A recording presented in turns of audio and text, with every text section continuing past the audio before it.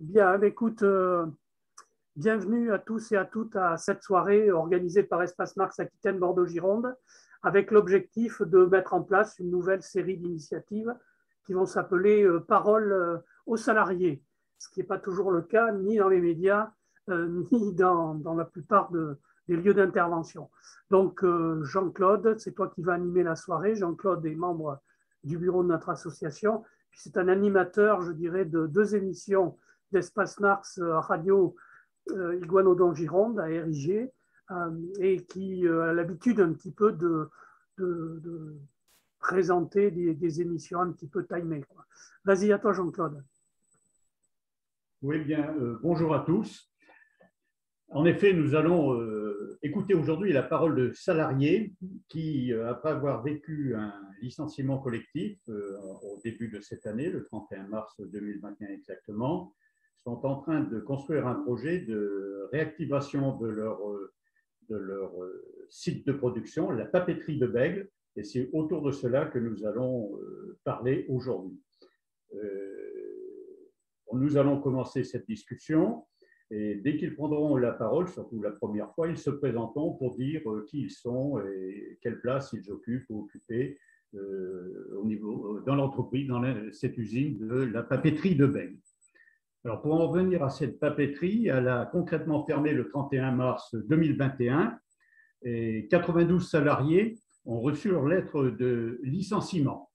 Je crois qu'il est important, pour bien placer le débat, autour évidemment de ces problèmes humains que cela a créé, je crois qu'il est important que l'un d'entre vous puisse dire ce que sont devenus ou ce que deviennent globalement, pas un par un bien évidemment, ces 92 salariés. Alors, qui prend la parole, s'il vous plaît, pour répondre à cette question? Bien, Mario, à toi. Oui. Si tu veux nous présenter d'abord, tu te présentes. Oui, Mario Sionin. Je suis représentant la FILPAC CGT, dans le sens où je suis secrétaire général du syndicat du livre de Bordeaux. Et donc, on est amené à suivre la papeterie de Bègles, puisque ça fait partie du champ fédéral, qui est la Fédération des industries du livre, du papier et de la communication.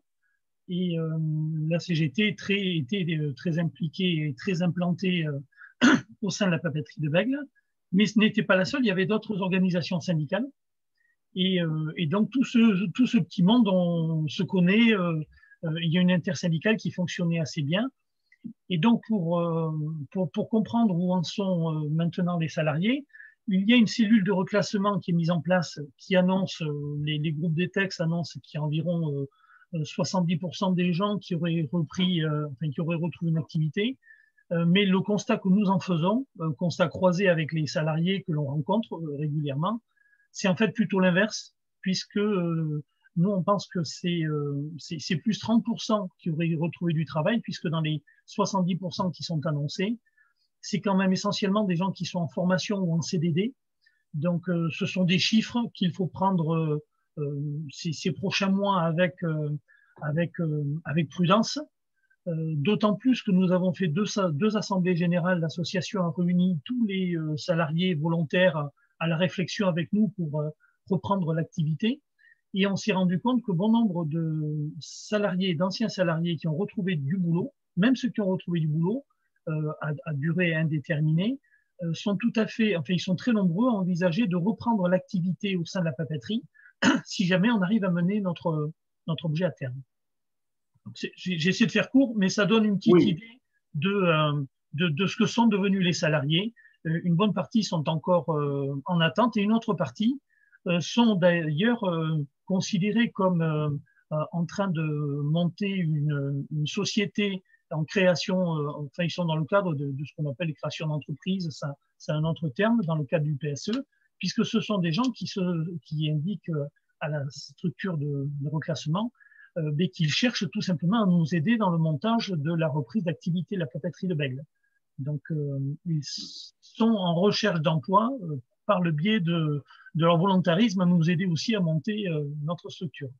Oui, je crois qu'en effet, il est extrêmement important parce que le cas de la papeterie de Bègles, c'est 92 salariés, n'est pas un cas particulier. Je veux dire, souvent les groupes qui ont fait ces licenciements, qui ont mis en place des cellules de reclassement. Je crois que ça s'appelait comme ça autrefois.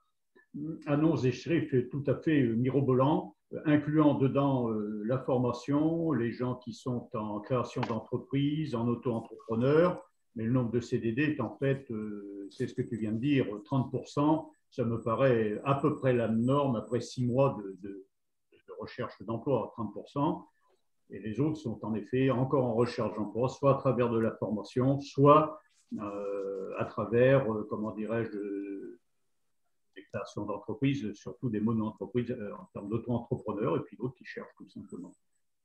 Et il est tout à fait intéressant, c'est ce que tu viens de dire, c'est que vous avez continué à garder le contact, si je ne m'abuse, vous avez créé des liens avec eux, je veux dire par là, une structure.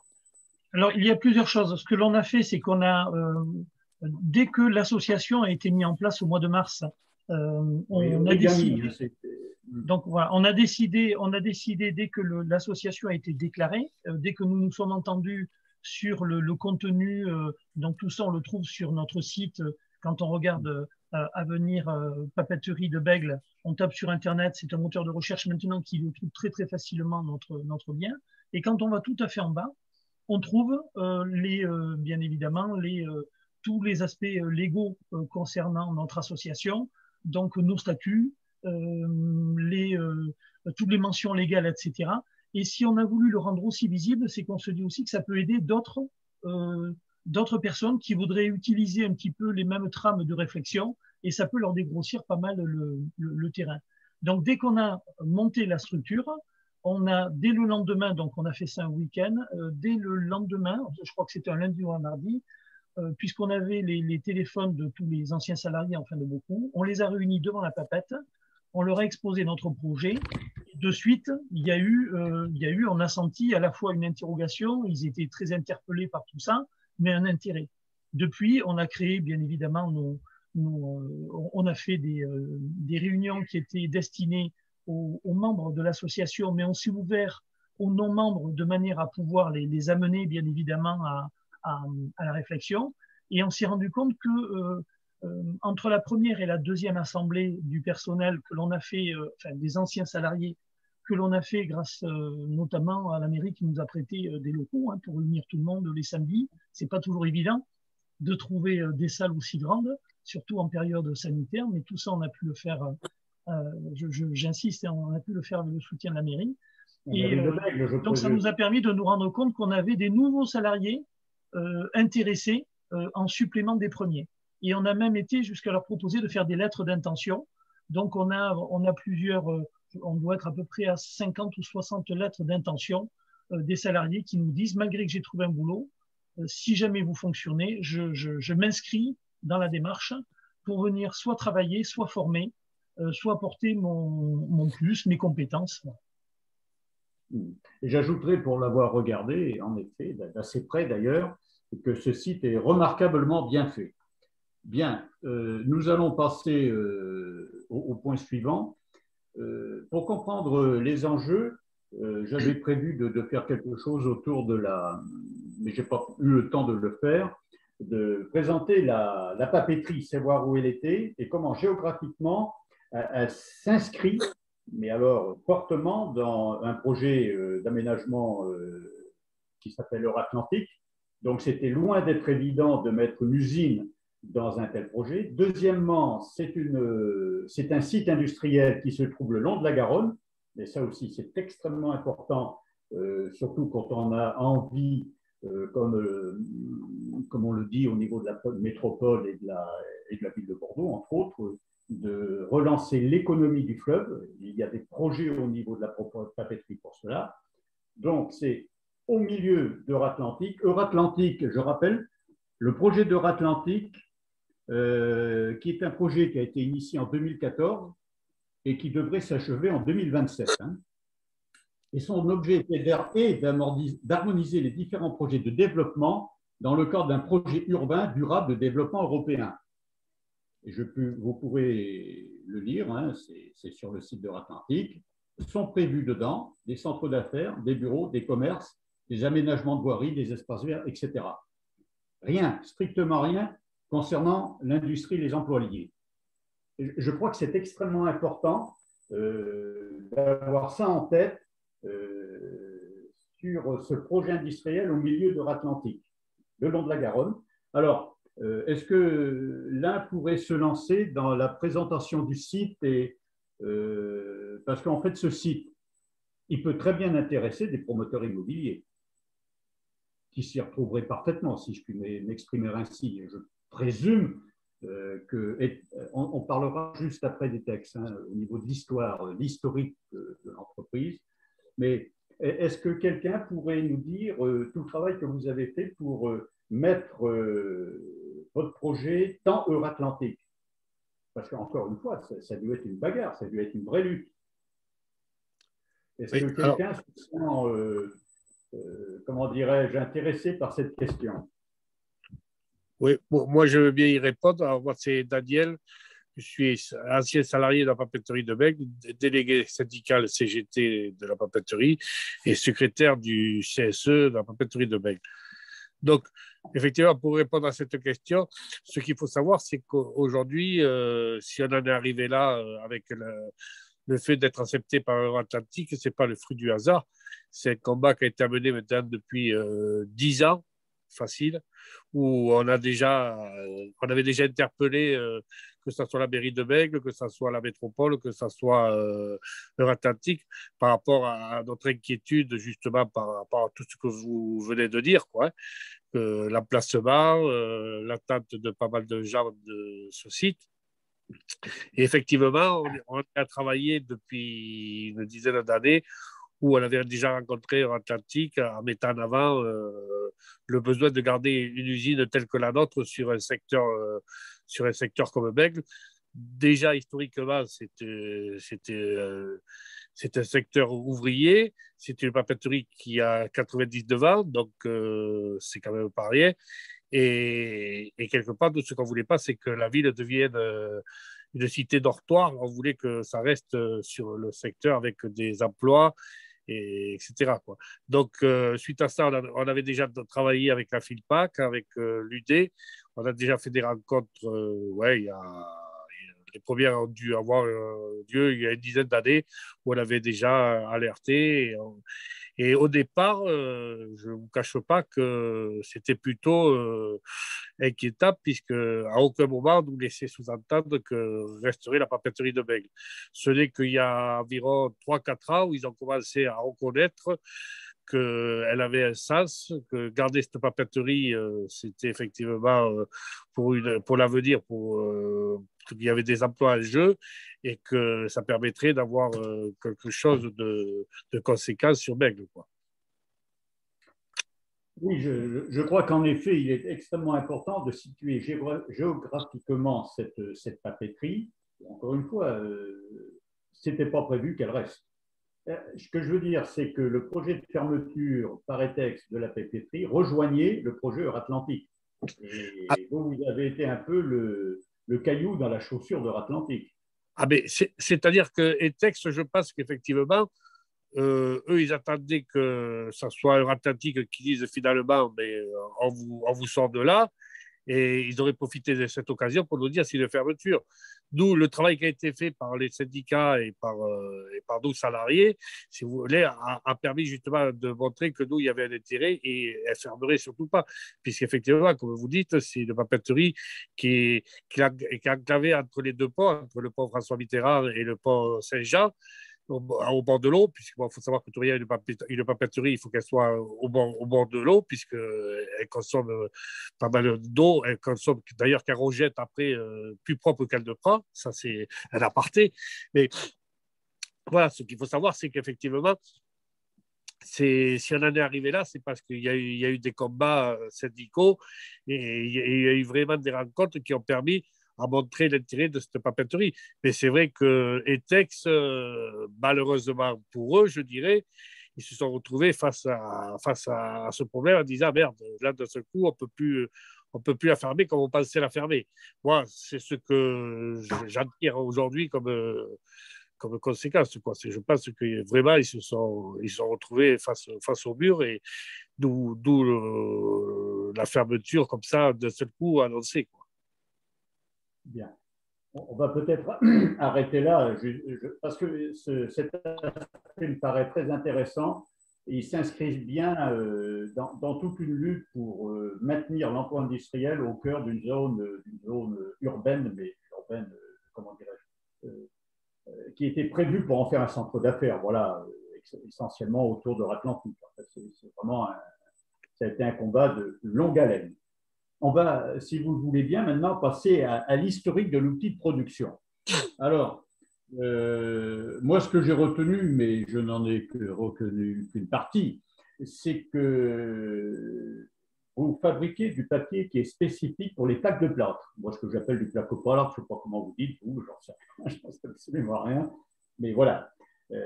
Et vous avez appartenu au groupe Lafarge. Lafarge a vendu l'outil de production à Etex, un groupe belge.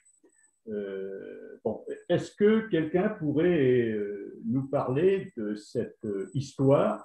Juste une remarque quand même, c'est une usine qui a produit en 2021, si j'ai bien noté, 80 000 tonnes de papier. C'est un petit peu pour situer l'outil industriel, c'est pas un timbre, quoi. Est-ce que quelqu'un pourrait faire un petit peu l'historique? On a fait la géographie, mais l'histoire de la papeterie de Bègue qui se lance. Et une fois de plus, je pense que je vais reprendre la parole. Allez, vas-y. Ouais, donc, pour faire très vite, la papeterie de Bègle, dès le départ, donc, c'est l'ancienne Cellulose du Pay qui aujourd'hui a une papeterie sur facture également. Donc, on faisait partie du même groupe à l'époque. Il y a à peu près voilà les dates, je vais le dire comme ça, mais là, il aurait fallu que je regarde. Mais il y a facilement une trentaine d'années, Lafarge a racheté donc, la papeterie de Bègle, justement pour lancer. Oui. J'ai lu que la papeterie avait commencé en 1921. Est-ce que je dis une bêtise? La papeterie, enfin, le site industriel, il y a 100 ans, quoi. Oui, c'est ça. Je dis peut-être une bêtise. Non, c'est ça. Il y a 99 ans. Mais à l'époque, c'était cellulose du pain. Il y a 99 ans, la cellulose du pain construit cet outil de production à Bègle. Voilà. Donc, il y avait donc facture, il y avait d'autres utiles. Voilà. Et il faisait quoi comme papier, là, s'il te plaît? Là, à l'époque, il se faisait du papier d'emballage, du papier carton pour les portes isoplanes, ce genre de carton ondulé, du carton d'emballage et carton. Et à l'époque, il se faisait aussi avec du bois essentiellement de bois. Il y avait pas, à l'époque, il n'y avait pas de papier de recyclage comme aujourd'hui. Aujourd'hui, on ne travaillait que sur du papier de recyclage. À l'époque, c'était plus sur vraiment la fibre de bois qui était travaillée. Et donc, aux alentours, je dirais, il y a une trentaine d'années, Lafarge a repris donc a repris la cellulose du pain, il a racheté la papeterie de Bègle pour eux se lancer sur le papier de plaque, puisqu'ils avaient besoin, puisqu'ils avaient l'usine de Saint-Loubès à côté, et ils voulaient faire des plaques de plâtre, et donc ils avaient besoin de fabriquer du papier, d'où ils ont racheté Bègle, où on a mis, grosso modo, dans les 18 mois pour réussir à vraiment arriver à faire ce papier. Puisque bon, faut savoir qu'au début, ça n'a pas été forcément facile. Puis c'était un nouveau papier, c'était l'enjeu pour Lafarge aussi d'arriver à fabriquer ce papier. Et oui, on a mis entre 1 an et 1 an et demi pour vraiment être efficace pour fabriquer ce papier. Oui, suite à ça, donc. Oui. Oui, simplement. Donc Lafarge, tout le monde connaît Lafarge, le cimentier. Bon. Le groupe Etex, si je ne m'abuse, c'est un patrier. Si je puis m'exprimer ainsi. Enfin. Non, oui, alors oui. Lafarge avait deux groupes, avait la partie ciment et la partie plâtre. Donc oui. Lafarge avait la partie plâtre avec tout ce qui était fabrication de plaques, et la seule usine de papier, c'était la nôtre pour Lafarge. Donc, quand ils ont vendu, Etex, eux, est un groupe de matériaux de construction, mais il n'avait pas de filière plâtre. justement. D'accord. Ils ont racheté la filière plâtre. Et donc, dans la filière plâtre, ils ont eu la verrue qui s'appelait papeterie de Bègle, qui était pour eux considérée comme ça, à bon sens, puisqu'ils n'ont jamais voulu, mettre un sou dans l'usine. Donc, ils avaient des usines de plâtre qui leur allaient très bien, mais la papeterie de Bègle, elle leur a été imposée. Qu'ils ont acheté, ils ont dit, bon, ben, ça fait partie du plâtre, donc c'est vendu avec, c'est le lot. Ça fait partie du paquet. Voilà, ça fait partie du paquet. D'où le manque d'investissement qu'on a eu par la suite par les textes, puisque eux, a priori, au vu de ce qui se passe aujourd'hui, j'ai l'impression que ça ne leur intéressait pas forcément de garder la papeterie. Ils étaient plus sur la partie plâtre. Oui, vous n'étiez pas, comme on dit maintenant, dans leur cœur de métier. Mais c'est exactement les mots qu'ils ont employés et les termes qu'ils nous ont employés pour nous annoncer le PSE. Donc, on est exactement là-dedans. Donc, voilà.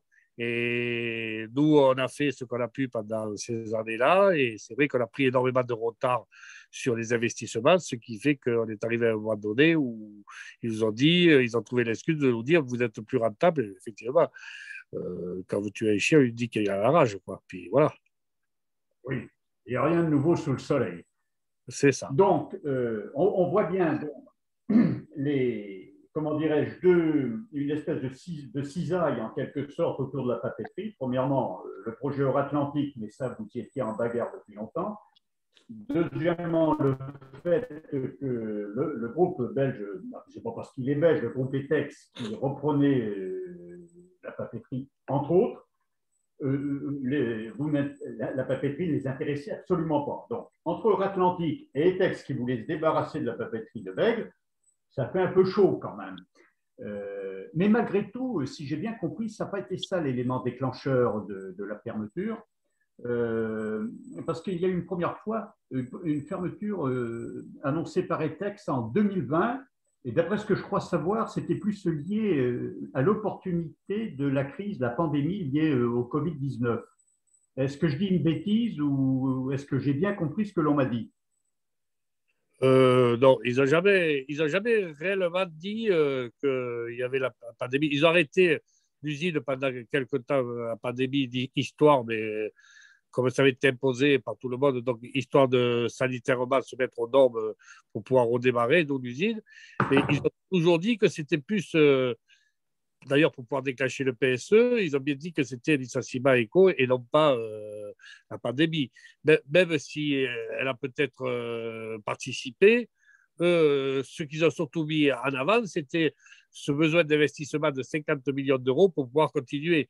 C'était plus ça qu'ils avaient mis en avant à l'époque pour pouvoir nous arrêter l'usine. Ils ont dit non, il y a trop de frais, il y a 50 millions d'euros. Bon, ça on en discutera plus tard, mais ce qui était à notre sens, c'est pas vrai. Et puis, donc, ils ont fait un licenciement éco avec un PSE derrière. Alors, justement, là, on arrive à un moment clé. Je crois que c'est en 2020 que le PSE a été annoncé. Octobre 2020, oui. Bien.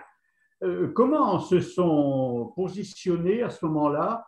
On va faire un point, je crois, important. Comment se sont positionnés les syndicats d'une manière générale, hein, tous les syndicats, mais aussi toutes les institutions? Voilà, c'est-à-dire la mairie de Bègle, la communauté urbaine, je dis la communauté urbaine en parlant en ancien franc, hein, la métropole, le conseil général, le cas échéant, le conseil régional peut-être, je ne sais pas, les autres syndicats, voilà, les organisations de tout poil et de toutes sortes, voilà, grosso modo, comment les forces se sont mises en place à ce moment-là pour essayer de s'opposer à cet arrêt de l'outil de production? Alors, comment vous dire? Ce qu'il faut savoir, c'est que quand ils nous ont annoncé le PSE, donc au mois d'octobre, la première des choses, c'est qu'il a fallu déjà que les syndicats comprennent ce qui leur arrivait, puisqu'il faut savoir que malheureusement, et c'est une réalité, il y avait beaucoup de gens qui, pour eux, un PSE, ils ne savaient pas trop ce que c'était. Donc, il a fallu que nous, ça vouloir forcément se mettre en avant, mais qu'on explique ce qu'était un PSE, puisque nous, on a la chance d'être formés à la CGT. C'est quand même un coup de massue pour la plupart. Hein. Oui, oui. Donc, il a fallu déjà qu'on comprenne qu'est-ce que voulait dire un PSE. Et qu'est-ce que voulait dire la loi Florange, et qu'est-ce que voulait dire tous ces mots. C'était pour eux un peu de l'hébreu. Donc, déjà, il a fallu qu'on arrive à digérer ces vocabulaires. Suite à ça, il a fallu qu'on l'annonce aux salariés, bien évidemment. Et après, qu'on fasse des choix, qu'on fasse.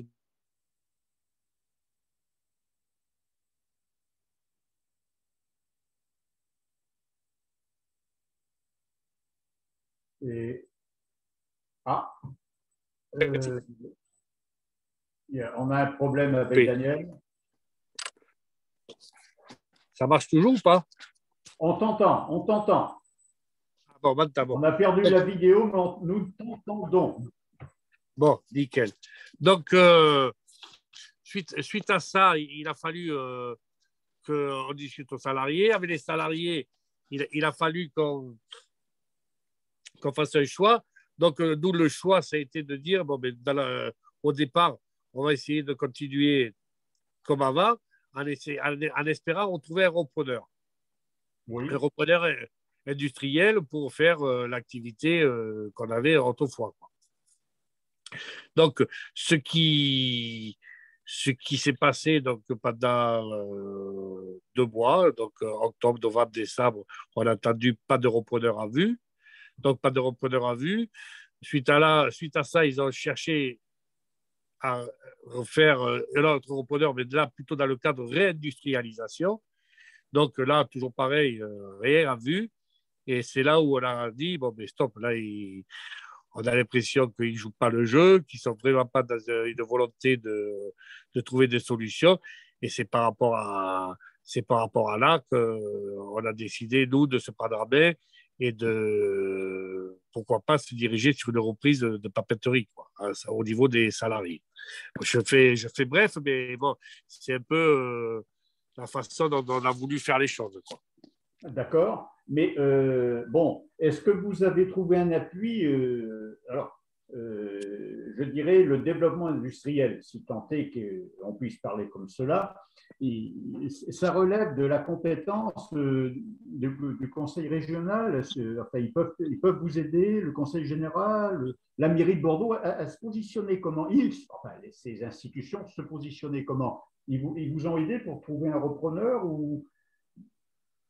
Bon, je ne sais pas, ça s'est goupillé comment? Jean-Jacques souhaite prendre la parole. Vas-y, Jean-Jacques. Oui. Bonsoir à tous. Donc, moi, je suis Jean-Jacques Borde.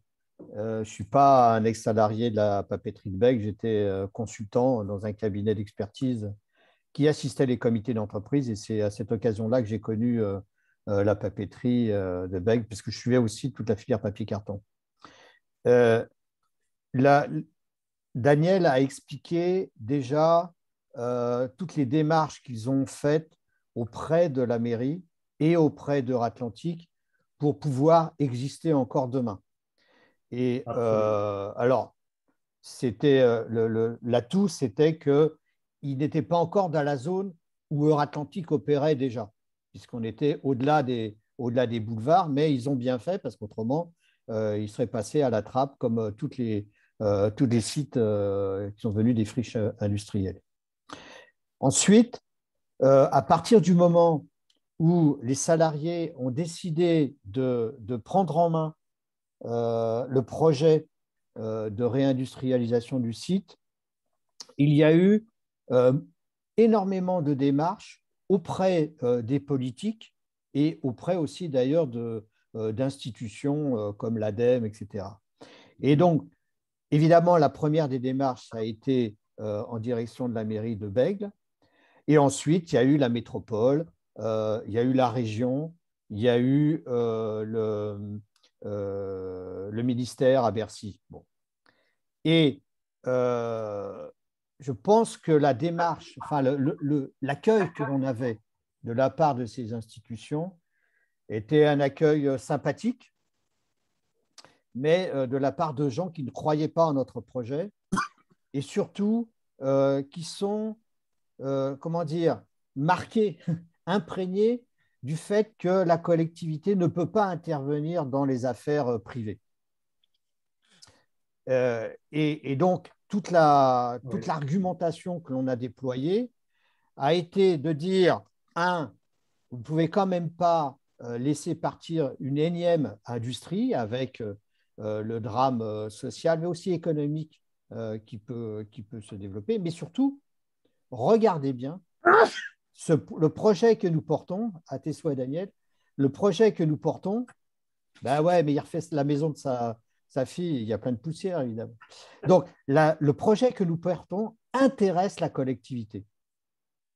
Et ce n'est pas pensable que vous restiez neutre face à cela.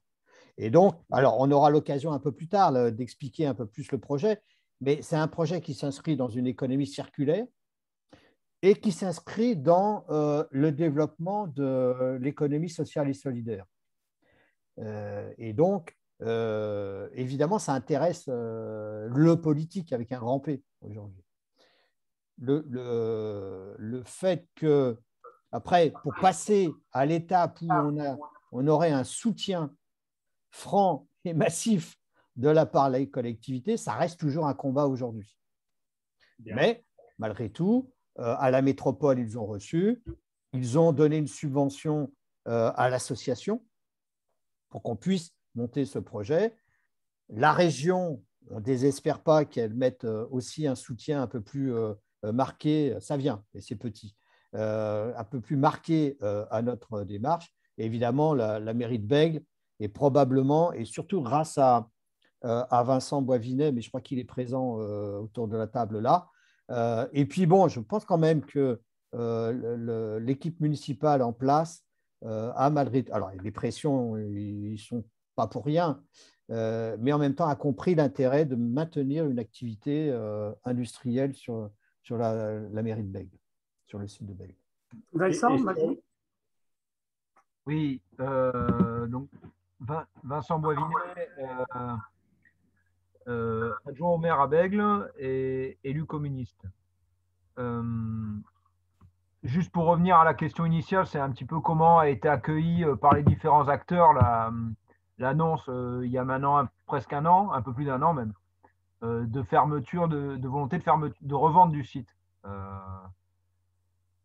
Nous, politiquement, en tout cas, en tant qu'élus communistes, la première des choses sur laquelle, avec l'ensemble des communistes de Bègles, nous sommes positionnés, c'est sur notre opposition à vouloir à voir devant nos yeux se dérouler un Goodyears à la Bègles, quoi. C'est-à-dire voir un énième plan de désindustrialisation.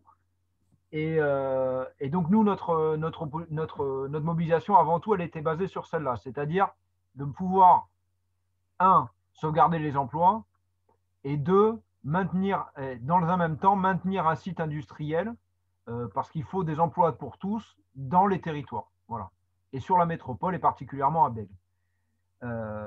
Ensuite, sur la façon dont on a essayé de se positionner. La première des choses, c'est Jean-Jacques l'a dit, il a fallu un petit peu faire preuve de conviction et de persuasion auprès de l'ensemble de nos collègues du conseil municipal dans un premier temps, parce que, il y a plusieurs choses.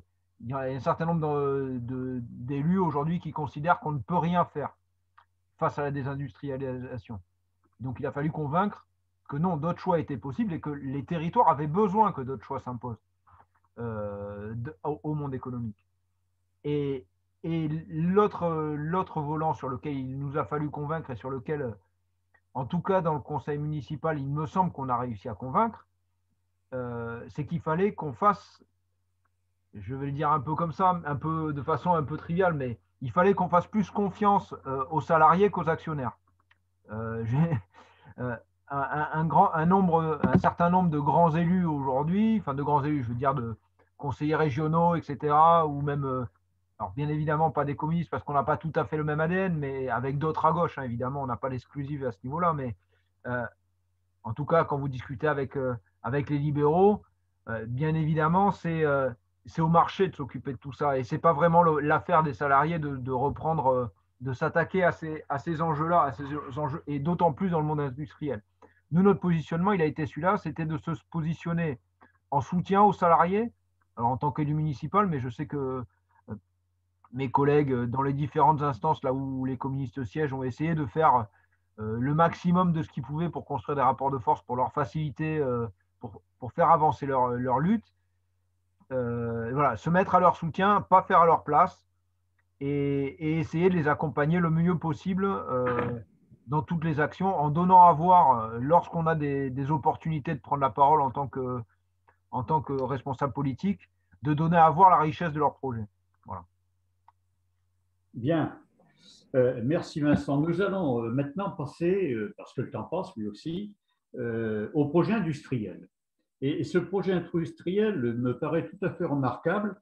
Tout le monde sait que les papeteries ne brillent pas particulièrement, comme, comment dirais-je, par leur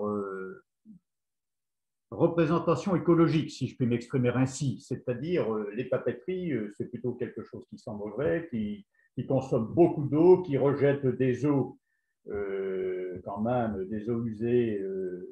Enfin bon, l'impact écologique d'une papeterie en plein cœur de ville, c'est un peu à démontrer. Et justement, je pense que c'est ce que vous avez fait.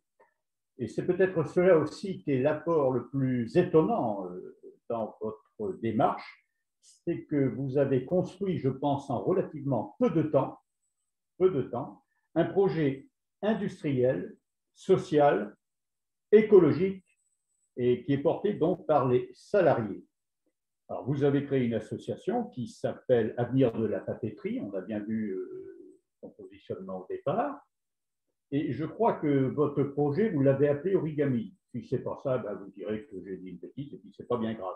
Mais est-ce que quelqu'un pourrait nous présenter… Alors, je me suis mis à une espèce de petit listing là dans le projet industriel, présenter ce projet industriel parce que je le trouve particulièrement fort, particulièrement intéressant. Voilà, il me paraît tout à fait remarquable. Il y avait tout d'abord un nouveau produit. Hein, vous faisiez une espèce de papier craft, si je ne m'abuse, il n'y a rien de mal à faire du papier craft, il en faut, hein, c'est quelque chose qui ressemble à ça du moins. Et maintenant, votre projet, c'est la ouate de cellulose. Ensuite, vous avez développé un processus industriel économe en eau et en énergie, ça vous en parlerez. Un projet d'utilisation du foncier avec justement, c'est un petit peu, j'avais lancé l'idée là-dessus, avec une diminution des surfaces de stockage, de magasinage et un lien avec le port autonome de Bordeaux, c'est-à-dire utiliser le fleuve ou je ne sais quoi. Hein. L'utilisation des déchets ordinaires à la place des rognures. Ça, j'ai bien retenu ça là comme matière première. Voilà, et c'est un petit peu tout cela. Alors, si cet ordre vous convient, si vous ne convient pas, vous me le dites, hein, ça ne pose pas de problème. Mais bon, on pourrait peut-être déjà commencer par cela. Alors, je ne sais pas comment c'est venu chez vous, cette idée d'un processus industriel, d'un projet industriel, mais vraiment un vrai projet industriel. C'est un nouveau produit, un nouveau process industriel, des investissements, je présume, dans des machines, une meilleure utilisation du sol, enfin, c'est tout à fait remarquable. Est-ce que quelqu'un pourrait se lancer dans cette présentation du projet voilà, est-ce que quelqu'un le sent? Jean-Jacques, vas-y. Ton micro. Voilà, ça y est. Ben là, je crois que tu me le donnais, le micro. D'abord, je ne sais pas si Jean-Claude Masson croit à ce qu'il a dit au tout début, ou si c'était de la provocation, mais une papeterie, ça ne pollue pas et ça ne détruit pas l'environnement. D'accord?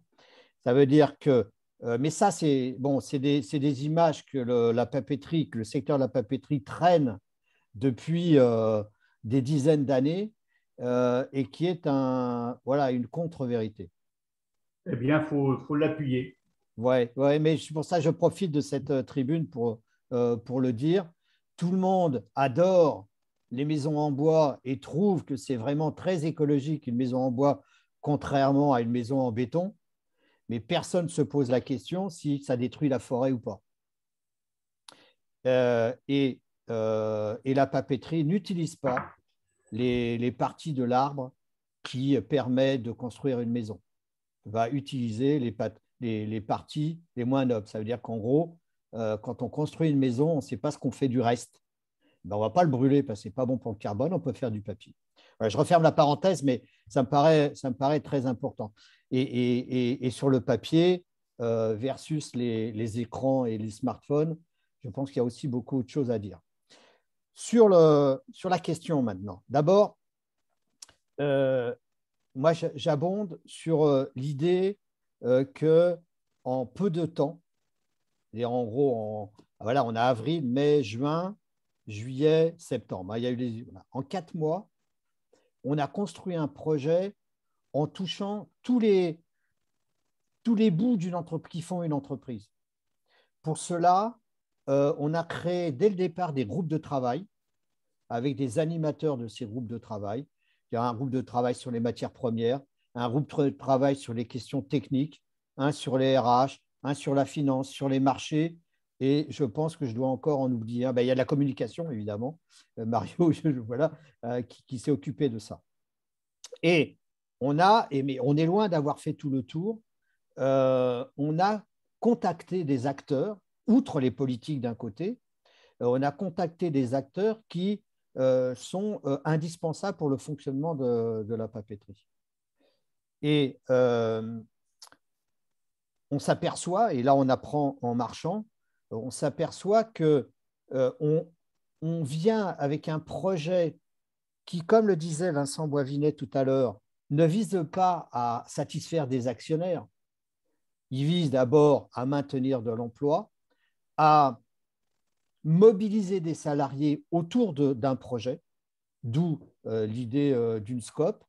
Et évidemment, comme on l'a dit, pas évidemment, mais comme on l'a dit tout à l'heure, dans une économie circulaire qui va recycler des vieux papiers pour en faire de la ouate pour l'isolation de combles ou de murs et qui pourra elle-même être recyclée quand on détruira dans 20 ans, 30 ans ou 40 ans le bâtiment. Ça, c'est un projet citoyen qui heurte les lois du marché. Je vous donne juste un exemple. On va utiliser des vieux papiers. Les vieux papiers, comme toutes les matières premières et comme l'énergie aujourd'hui, flambent. Enfin, ils ne brûlent pas, c'est le prix qui flambe.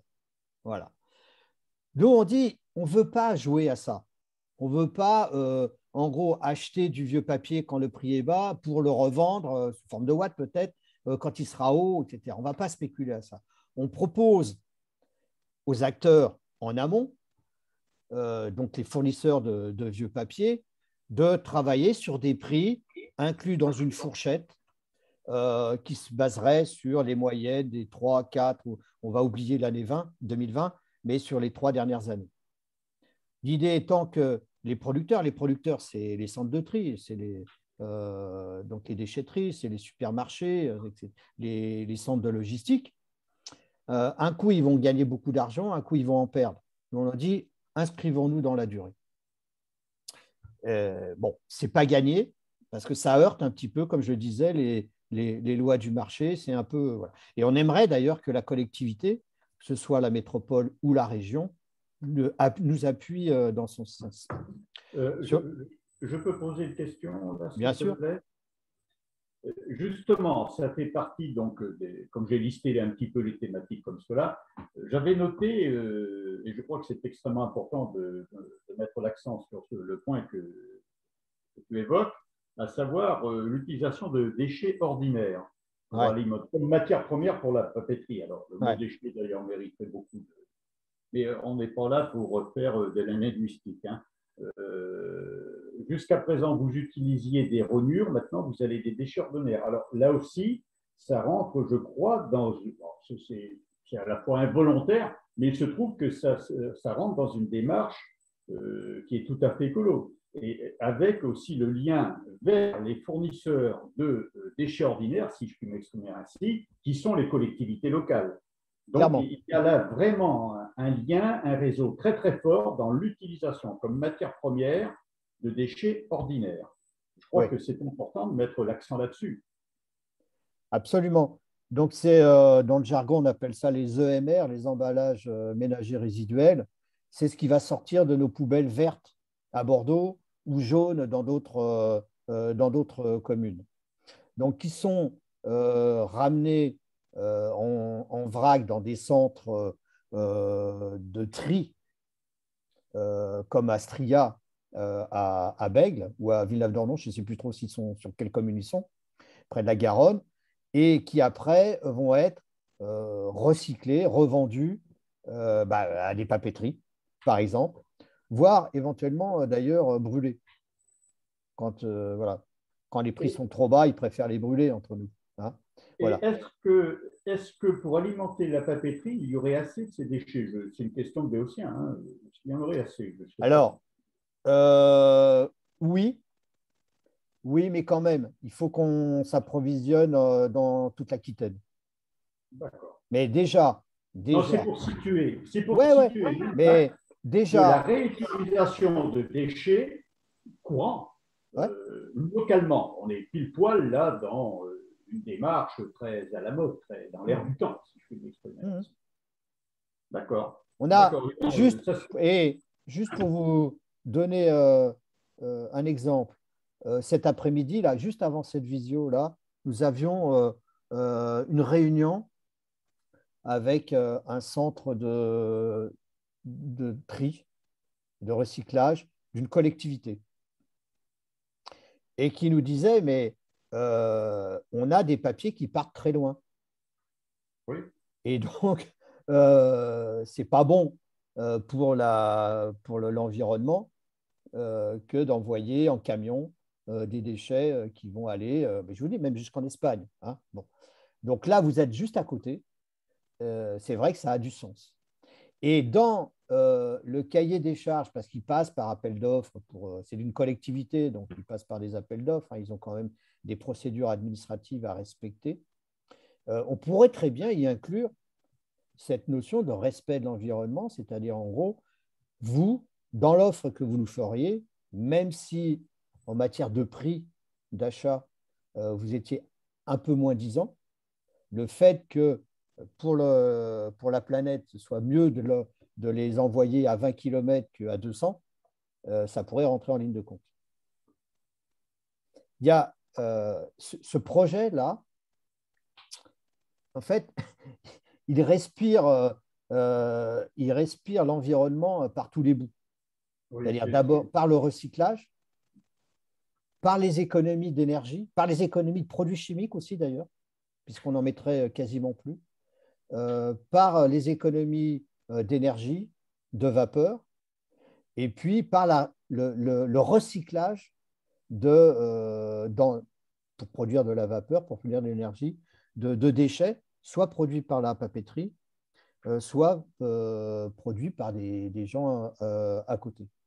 Et comme on veut s'inscrire dans une économie circulaire locale, évidemment, on réduirait les distances de transport et donc les coûts. Alors justement, sur ces questions de transport, on va remonter un petit peu dans le processus de production lui-même. Hein.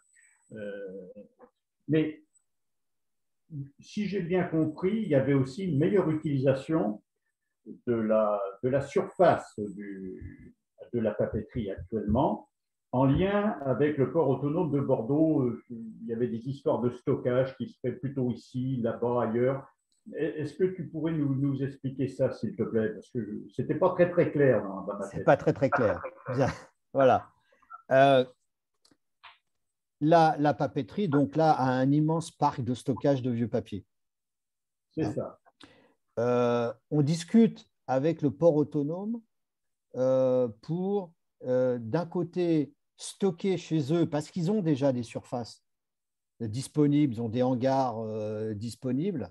On pourrait très bien imaginer que les vieux papiers que nous achetons soient stockés, c'est de l'autre côté de la Garonne, hein, ils ont plusieurs entrepôts, chez eux, approvisionnés, alors, dans un premier temps, par camion la nuit, pour nous assurer une production de 3-4 jours. C'est ça, une zone tampon. Voilà, et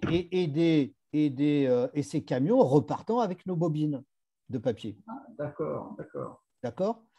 Lesquels serait, alors pendant les… Bon, on n'en a pas trop parlé, mais avant qu'on mette en place, avant qu'on vende 70 000 ou 80 000 tonnes de watts de cellulose sur le marché régional, il va falloir quelques années. Donc, pendant ce temps-là, comme l'Asie est très demandeuse de pâte à papier issues de papier recyclé, on pourrait les envoyer en Asie. Voilà. Donc, il y aurait l'utilisation d'une logistique du port autonome. Voilà. Après, au-delà, on n'a pas encore travaillé ça, mais on l'a mis sur la table, l'approvisionnement par la Garonne. Donc, le port autonome de Bordeaux deviendrait un acteur, comment dirais-je, un partenaire. Oui, ouais, ouais. Et comme c'est un sujet qui est sur la table de la métropole et accessoirement de la ville de Bordeaux, voilà, à terme, ça pourrait se réfléchir. Voilà. Après, bon, il y a des questions techniques compliquées. Hein. Il faut un appontement. Je ne sais pas pour ceux qui sont déjà passés devant la papeterie, il y a toute cette 4 voies là, ou 2 fois 3 voies, ou 2 fois 2 voies, je ne sais pas trop, ça dépend des sens. Bon, il faut l'enjamber. Le projet de l'Euratlantique… Entre la Garonne et la papeterie, il y a une 4 voies. Ouais, voilà, donc voilà, il faut enjamber ça. Mais pourquoi pas? Donc là, on discute avec le port autonome sur ces questions-là. On doit être à la 3e ou 4e réunion avec eux. Donc, on voit un projet quand même qui est très global et très pensé, si je puis m'exprimer ainsi, avec vraiment des liens vers les partenaires institutionnels, les communautés de communes, en fait, tous ceux qui traitent les déchets papier, hein, et le port autonome de Bordeaux en termes de logistique immédiate. Ouais. Alors, maintenant, on pourrait peut-être parler du projet industriel, enfin de l'usine en elle-même. On parle d'une usine, moi j'ai noté ça, économe en eau, en énergie et propre dans ses rejets. Alors, j'ai retenu ça, que c'était un projet, comment dirais-je, très rebelote, qui s'inscrivait tout à fait dans une usine propre, si je puis m'exprimer ainsi. Alors, je ne sais pas, peut-être que Daniel serait mieux à même de répondre sur les aspects techniques. Mais là, je ne sais pas s'il nous entend. Bon, en gros, l'usine, là, a besoin, pour sécher le papier, on a besoin de vapeur. D'accord? Donc, on a besoin d'énergie pour faire de la vapeur. Et donc, il faut alimenter une chaudière. Et l'idée, ce serait de mettre une cogénération dans l'usine, investir dans une cogénération dans l'usine qui brûlerait du gaz sûr, mais éventuellement des biodéchets. Et déjà, les déchets que nous récupérons dans notre process de tri. Hein? Et il pourrait y avoir un échange de vapeur avec la collectivité aux alentours. Au moment où nous, on n'en a pas. Parce qu'il faut qu'on installe une cogénération d'une certaine puissance dont on n'aura peut-être pas l'utilité intégrale. Donc, on peut très bien alimenter toute la zone en eau chaude. Vous voyez ? Voilà. Et là, aujourd'hui, hier, parce qu'elle ne tourne plus, la papeterie se débarrassait des déchets. Il faut comprendre hein, le process. Quand vous récupérez des vieux papiers, c'est des rangs de balles carrés. Et parfois, il n'y a que du papier, mais la plupart du temps, il y a d'autres choses que du papier. Il va y avoir des agrafes, mais il va y avoir de la ferraille, peut-être des boîtes de conserve, allez savoir. On y a même trouvé jusqu'à des moteurs. Ouais, ouais. Il y a du plastique, il y a différents plastiques. Il y a voilà, tout des matériaux qui peuvent polluer. Bon. Donc, nous, on récupère que la fibre de papier. Qu'est-ce qu'on fait du reste? Et c'est de cela que nous, on voudrait réutiliser pour faire de l'énergie. Enfin, oui. Oui. Donc, dans une chaudière à adapter pour cela, la cogénération. D'accord. Et on est en discussion avec un industriel qui est basé dans le Lot-et-Garonne et qui va récupérer des plastiques pour faire, je ne sais pas trop quoi d'ailleurs, bon, pour les recycler eux aussi, pas obligatoirement pour refaire des bouteilles. Et comme je vous disais, nous, dans les vieux papiers, il y a de tout et donc il y a du plastique. Il y a aussi de l'encre. Oui. D'accord. Voilà. Et de l'encre, c'est extrait du papier, ça va être revendu, mais la plupart du temps enlevé sous forme de boue. Et ces boues peuvent être du combustible. Donc l'idée, ce serait de les utiliser. Daniel, je n'ai pas dit trop de bêtises? Non, c'était relativement ça. Ce qu'il faut savoir, c'est que nous, sur notre projet, puisqu'à aujourd'hui, on estime que la papeterie de Bègles faisait son travail à moitié. C'est-à-dire que effectivement, tout ce qui était recyclage des déchets, c'était mal géré. Nous, avec l'expérience qu'on connaît et ce qu'on voit ailleurs, effectivement, on s'est aperçu que tout pouvait être recyclé, et notamment les fils de fer, ça paraît anodin, mais les fils de fer, c'est du fer. Donc ça, c'était une benne qui peut partir en ferraille. Le plastique, il part de l'autre côté. Les bouts de Garonne, puisqu'il faut savoir qu'on prend l'eau, alors comme on disait tout à l'heure, on prend de l'eau de Garonne qui est sale et on la rejette, elle est propre. Ça paraît bizarre, mais pourtant c'est la réalité. Et donc, on extrait les bouts de Garonne qui peuvent faire aussi de l'engrais. Et tout ça, si vous voulez, on a une vision, c'est pour dire on veut recycler tout ce qu'on prendra dans nos poubelles sera recyclé. C'est l'idée. Et ce qui ne sera pas recyclé, ça sera brûlé en combustible. Voilà un peu d'où on part sur toutes les études qu'on a fait et c'est tout à fait possible, quoi. Oui, en fait, c'est extrêmement important ce que vous dites là tous les deux, parce que je viens d'un monde, moi je suis un petit peu quand même accessoirement au début de ma carrière, j'ai travaillé dans le nucléaire. Il n'y a pas de déchets. Contrairement à ce qu'on pense, le déchet de l'un est la matière première de l'autre. Et ça, il ne faut jamais l'oublier. On parle toujours de déchets comme des choses dont on ne peut rien faire. C'est absolument faux, en règle générale. En règle générale. Et là, vous avez véritablement, moi, c'est ce qui m'a le plus surpris dans votre projet, c'est, je dirais, presque un projet global de la matière première à l'utilisation de ce qu'on appelle les déchets qui n'en sont pas, qui sont des matières premières pour d'autres. Et je trouvais que c'est un projet extrêmement intéressant, industriellement parlant. Un dernier point, peut-être, hein, c'est économe en eau. Économe en eau et en énergie, bon, je saisis bien, là, à travers l'utilisation, oui, mais économe en eau, comment? Je ne sais pas, hein, j'avais retenu cela, économe en eau. Bon, j'en sais pas plus. Alors, ce qu'il faut savoir, c'est que contrairement à ce qu'on croit, on reprend de l'eau, qu'on rejette quasiment la totalité de l'eau qu'on a repris. Nous, l'eau, on s'en sert pour fabriquer la pâte. Après, c'est de l'eau où on sèche le papier, ça repart à vapeur, c'est recyclé. Et cette eau-là, grosso modo, on garde 10% de l'eau qui part dans le papier, puisque le papier, il faut savoir qu'il a un taux d'humidité de 10%. Et tout le reste est rejeté, et comme je l'ai dit tout à l'heure, est rejeté avec de l'eau plus propre que quand on l'a pris, quoi. Donc, c'est pour ça qu'on se dit, nous, on estime. Oui, parce que vous en faites de la vapeur. Et la vapeur, c'est de l'eau pure, entre guillemets. Exactement. Et puis, il faut savoir aussi qu'on a tout un système, pour traiter l'eau. On a un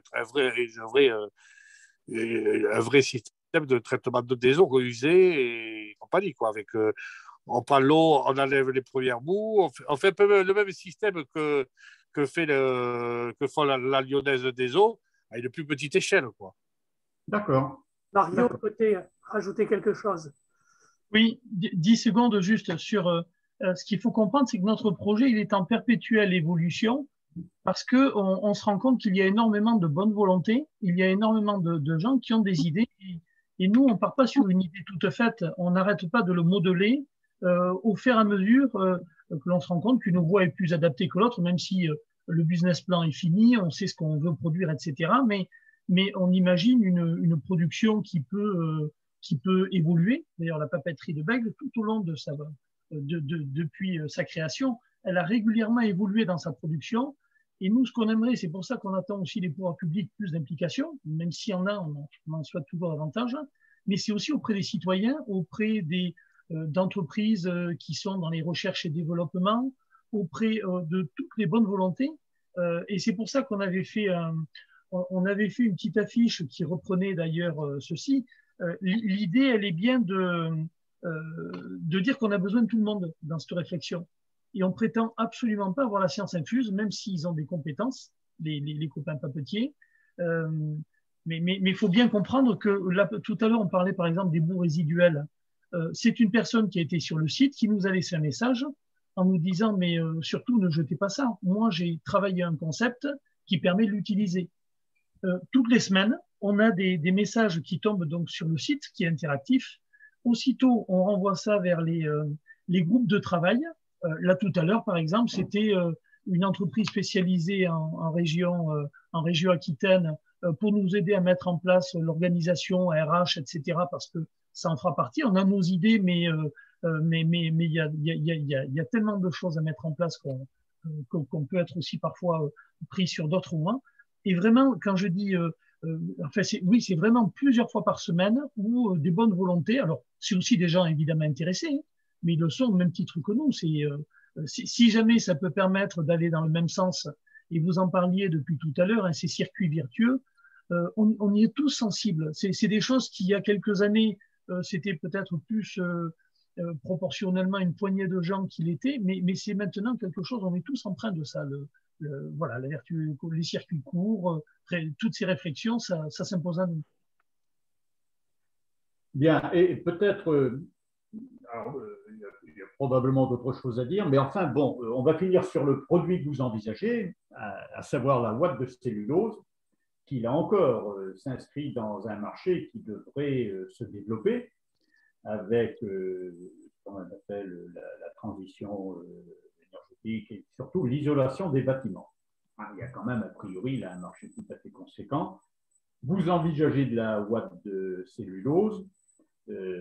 Alors, qui peut parler de ce produit, en fait, comment il s'inscrit dans l'avenir? En fait, c'est un projet d'avenir, à tout point de vue, cette ouate de cellulose, comment ça s'inscrit? Quel est le marché potentiel que vous imaginez? Enfin, voilà. Est-ce que quelqu'un peut présenter ce produit, Je veux bien en dire un mot du marché et un petit peu du produit.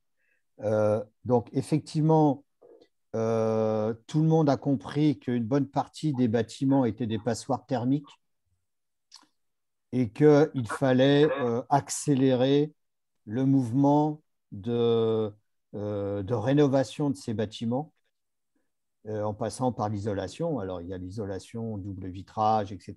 Mais la plupart du temps, c'est par les toitures qu'il y a une déperdition énergétique.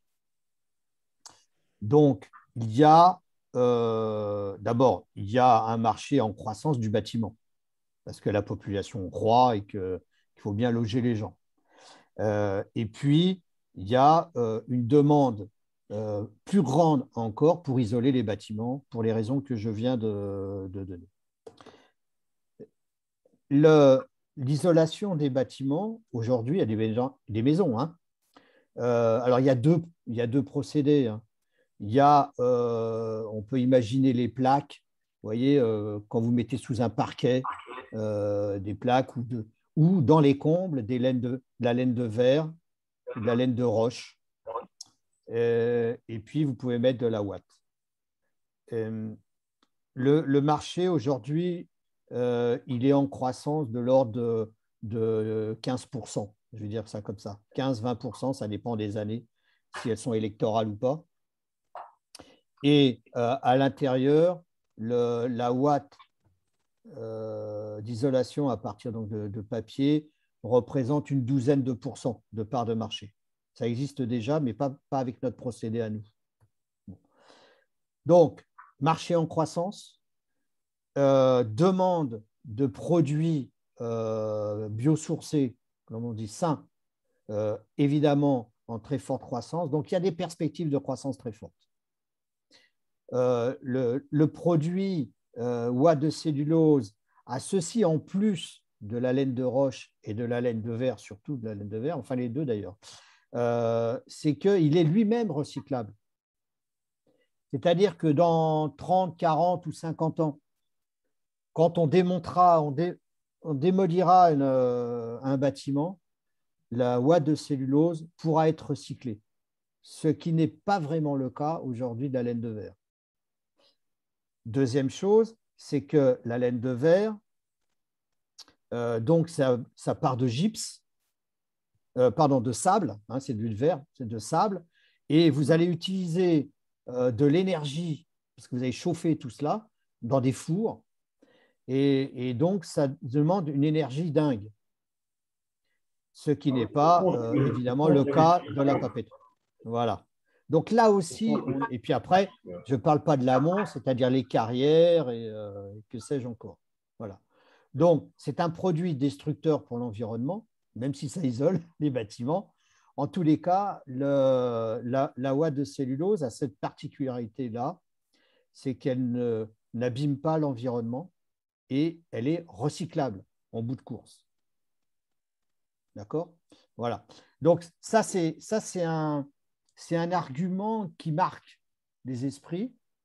Il y a déjà des acteurs qui sont nos futurs clients, on espère bien. D'ailleurs, on en rencontre un demain après-midi, qui sont confrontés à cette demande, c'est-à-dire qu'ils manquent de matières premières et de l'autre côté, ils ont une très forte demande. Donc, ils sont intéressés pour travailler avec nous. Moi-même, j'ai eu l'occasion de discuter avec des gens du métier qui parlent de ouate de cellulose tout simplement pour isoler les comptes par l'insufflation. Voilà. Manifestement, c'est dans l'air du temps. Je veux dire, c'était pas du tout en lien avec la papeterie de feuilles, mais voilà. Bon, l'heure tourne. Je crois qu'on a. Est-ce que quelqu'un voudrait dire quelque chose de plus autour de la partie industrielle, sachant que nous allons après aborder deux choses. Les besoins de financement, parce que quand même, à un moment donné, il faut parler du fric. Ça, les sous, ça compte et ça se compte. Et deuxièmement, je voudrais parler avec vous, et je trouve ça extrêmement intéressant, la formation des salariés, d'une manière générale, et la formation, voilà, tout ce qui tourne autour du monde de la formation, et peut-être, le cas échéant, si dans votre projet, dans votre business plan, tout ce qui tourne autour de ça, vous avez envisagé cette notion de formation d'une manière générale, mais peut-être aussi la lutte contre les discriminations et peut-être aussi l'intégration d'handicapés qui sont en général très oubliés dans notre monde industriel. J'en viens, donc bon, voilà. Alors, on part peut-être gros sous. Qui est-ce qui se sent pour parler de gros sous? Ça va être moi encore. Alors, quand même, juste dire une chose. On ne change rien dans l'outil industriel. On ne change rien. Ce qui est innovant, c'est notre produit. D'accord ? Mais on utilise les mêmes outils qu'actuellement. Ce qui est d'ailleurs un atout pour le démarrage, puisque les salariés connaissent parfaitement leur outil. Et je ne dirais pas qu'ils ont qu'à appuyer sur le bouton, parce qu'au bout d'un an de non-fonctionnement, il va falloir quand même faire un peu le tour de toutes les installations. Mais voilà, et oui. On a le même outil. Oui, et même je rajouterai juste un petit mot supplémentaire. On a le même outil, dans certaines machines, on ne s'en servira pas, puisque c'est un papier beaucoup plus simple à appliquer, il y a beaucoup moins de choses dedans, et donc ça veut dire qu'on soit moins consommateur d'énergie. Voilà. D'accord. Tout à fait. La ligne 2, par exemple. Alors, sur la question des sous. Donc, ça nous amène d'ailleurs, a priori, les besoins d'investissement c'est très intéressant parce que il n'y a pas, comment dirais-je, il y a pas un changement fondamental de l'outil. Non, non, non. Et on a une obligation, c'est de réparer, si je peux m'exprimer ainsi, les blessures qu'a créé Lafarge à un moment donné, mais surtout Etex pendant sa période de propriété de la papeterie. C'est qu'en gros, il n'a pas investi dans la modernisation de l'outil, mais surtout même dans son maintien en sécurité. D'accord ? Parce que ces critères de rentabilité l'amenaient à investir ailleurs. C'est toujours une histoire de ressources. Le retard en matière d'investissement avait été tel qu'effectivement, si on voulait faire l'usine idéale à Bègle, mais quand même autour de 100 000 tonnes, hein, il fallait mettre 50 millions d'euros. Autant dire que personne ne l'aurait fait, en tous les cas pas Etex. Donc, muni de notre projet et de la connaissance qu'ont les salariés de leur outil et des besoins qu'il y a, et puis comme on ne voulait plus faire de plaques de plâtre, on a repassé en revue tous les besoins d'investissement, que ce soit en conformité, en sécurité, mais pas en augmentation de capacité. On n'a pas besoin de cela. Voilà. Et donc, on a réduit très fortement l'enveloppe que l'on peut étaler sur 5, 6, 7 ans. Voilà. Donc ça, c'est plutôt intéressant parce que comme on va aller chercher des sous, ça permet de moins effaroucher les investisseurs. Le plus gros du besoin dans un premier temps, ça va être ceux liés au redémarrage de l'usine. C'est-à-dire qu'il va falloir réacheter des vieux papiers avant de pouvoir vendre la première bobine. Il va falloir quand même embaucher des salariés et les payer avant qu'on vende la première bobine, etc. Donc ça… c'est un besoin en fonds de roulement, ça. Ah voilà, c'est ça, c'est le besoin en fonds de roulement voilà, qu'on estime entre 4 et 6 millions d'euros en fonction du prix des vieux papiers d'aujourd'hui. Mais ça, voilà. Donc ça, on a besoin de fonds propres. Tu peux répéter le chiffre, s'il te plaît? Alors, entre 4 de grandeur. Ouais, 5 millions d'euros, allez, 5 millions d'euros. Ça, c'est le besoin en fonds de roulement de la papeterie. 5 MF pour redémarrer. Voilà. Et après, les investissements, on se dit que sur 5-6 ans, si elle est sur les 6 prochaines années, on devra mettre aux alentours de 3 millions d'euros par an. Sur 6 ans? Ouais. Voilà. Sachant quand même que ces investissements-là permettront de réduire les coûts de maintenance.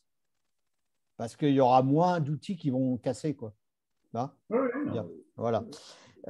Et puis, les coûts de maintenance vont diminuer aussi parce que on fait un papier. En gros, on va faire 2 sortes de papier. Qu'avant, ils en faisaient 7 ou 8. Donc, du coup, il y avait des changements de fabrication plus fréquents. Et donc, le stop and go en industrie, ça use. Hein. C'est comme dans le tramway. Voilà. Donc, quand il s'arrête et qu'il redémarre, à chaque fois, il use les freins ou il tire sur le moteur. Voilà. Donc, on a un modèle économique là qui fait que aujourd'hui, on est à la recherche de fonds propres. C'est-à-dire, on va créer une scope. Les salariés… Voilà. Alors justement, j'allais te poser la question, ou vous poser la question, parce que c'est un projet qui est porté, hein, ça, je crois que c'est extrêmement important de le dire. On n'a jamais abordé le statut juridique que vous envisagez pour cette structure, cette outil individuel. Donc une scope. Oui, alors, bon, c'est de la technique à la noix, mais la structure juridique, ce sera une société anonyme. mais sous forme de SCOP. Voilà. Donc, ça veut dire que les salariés seront actionnaires, mais ce n'est pas le mot qu'on utilise, sont associés à la vie de l'entreprise. On leur demandera de mettre au pot via la prime de création d'entreprise qu'ils pourront toucher dans le PSE. Donc, ce sera relativement neutre pour eux, mais on demandera aux futurs salariés, s'ils ne passent pas par la case plan social, eh bien d'investir prendre des parts dans la SCOP. Il y a évidemment, on va solliciter, on n'a pas encore discuté de ça pour l'instant, mais ils savent bien que ça va venir sur la table. On va discuter avec la région pour qu'ils subventionnent en fonds propres. Et puis, on a déjà quelques contacts avec le Crédit Mutuel, avec le Crédit Coopératif, pour qu'ils nous aident, notamment en matière de titres participatifs. Tout ça, c'est des fonds qui ne demandent pas de retour sur investissement immédiat. Contrairement à certains investissements que l'on a déjà discuté avec, investisseurs financiers avec qui on a discuté et qui, eux, veulent ceinture et bretelles, c'est-à-dire en gros être sûr que le projet ira au bout et être sûr qu'ils auront une rentabilité de leurs capitaux investis. Bon. D'accord. Voilà. Donc là, on a un fil du rasoir où on cherche des financiers qui ne sont pas pressés en matière de retour sur investissement. Une somme globalement, si j'ai bien compris, lors de 25 MF, pour la moitié de… Non, oh, non, pas tant que ça, non. 3 MF, sur 6 ans. Donc voilà. Non, pour le démarrage. Ouais. Pour le démarrage, on va avoir besoin, je ne parle pas des investissements pour l'instant. Oui. En 2022, on ne va pas démarrer par investir. On va commencer par démarrer la machine. Voilà. Et donc, les investissements interviendraient en 2023. Donc, non, c'est… on va se dire qu'il faut entre 6 et 8 millions d'euros. D'accord. Hein? Oui, c'est ce que j'ai noté. Voilà. Non, les 20 millions d'euros, les 18-20 millions d'euros, c'est sur 6 ans, ça. C'est des investissements.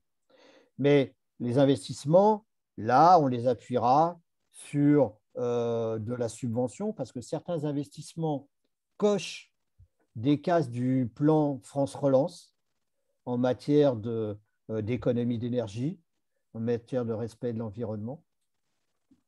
Et puis, oui, on s'endettera pour cela. Pardon ? S'il te plaît, est-ce qu'il y a des partenaires? Moi, je pensais aussi, parce que je suis un béotien là, dans le domaine, à la banque pour l'investissement, la BPI. Ouais, on les a contactés, la BPI. Il y en a d'autres? Oui, il y en a d'autres. La BPI, voilà. Ouais. Mais là, mais ça, c'est un drame, ça, parce que…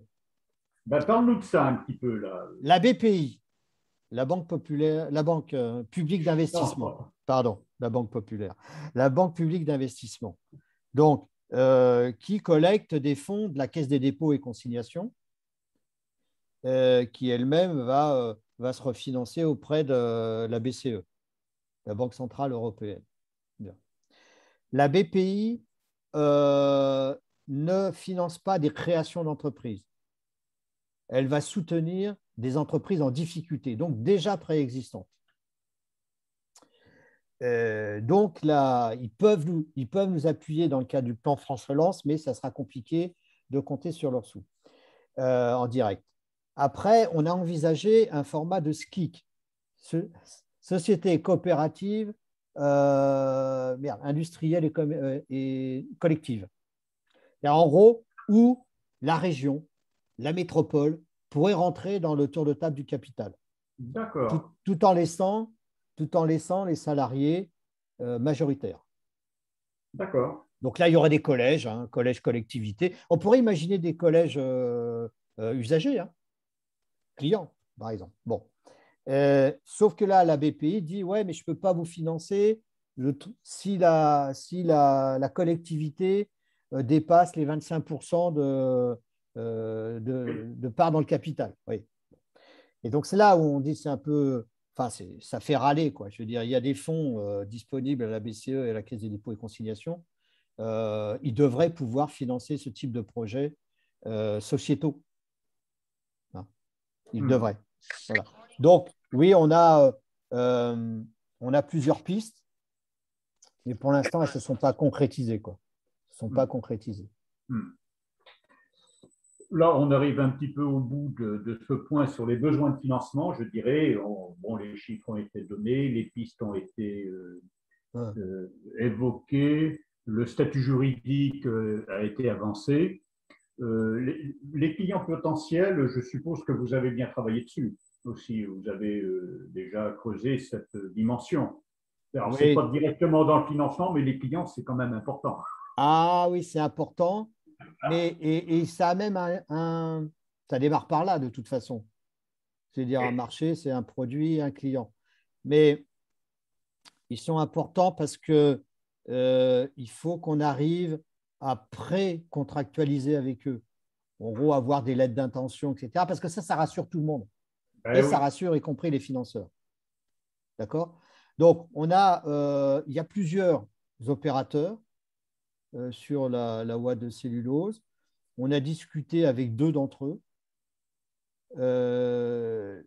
mais on a discuté avec eux au moment où nous n'étions pas entrés en discussion avec Etex. Nous n'avions pas encore l'exclusivité. On ne l'a toujours pas d'ailleurs. Hein, mais maintenant, on a eu accès à des informations, ce qu'on appelle une data room, c'est-à-dire c'est une banque de données hein, mise à disposition par Etex. Et donc, on ne pouvait pas aller très loin avec eux sur une question aussi basique que les prix, quoi. Combien on pouvait leur vendre notre watt. Bon. Bien sûr, bien sûr. Là, maintenant, on va rentrer plus concrètement dans le sujet. On y voit un peu plus clair sur les coûts. Et donc, il y a avec eux à discuter de plusieurs choses techniques, mais il y en a au moins une. Notre watt, elle sera plus chère que la laine de verre. On le sait, la fibre de verre. Et donc, il y a une nécessité de vendre ce surcoût. Faire du marketing, comme on dit dans le jargon. Expliquer pourquoi c'est plus cher. Non pas parce que le process papetier, etc., ça, les clients, les utilisateurs, ils s'en tapent, mais ils s'en foutent, excusez-moi, ou s'en moquent, c'est plus français, mais parce qu'il y a des caractéristiques précises. C'est un produit biosourcé. C'est un produit décontaminé et c'est un produit recyclable et il ne détruit pas l'environnement. Oui. Donc, voilà. Donc, ça veut dire, bon, c'est la différence entre Lidl et Biocop, quoi. On est d'accord, on est d'accord. Qu'il y en a. Les communicants ont du boulot, hein, Mario. Là, il faudra. Si je peux me permettre normal, une parenthèse, parce que j'ai vu qu'il y avait une question sur c'est quoi une cogénération. Ah, vas-y. Ouais. Donc, la cogénération, ça veut dire qu'on va générer 2 choses. La première, c'est toujours à base d'énergie, mais c'est pour produire de la chaleur ou de l'eau chaude, d'accord, soit sous forme de vapeur, soit sous forme d'eau chaude. Donc, la vapeur, c'est ce qui va permettre de sécher le papier, et l'eau chaude, bah, c'est ce qui permet d'activer les circuits, mais aussi d'alimenter les maisons.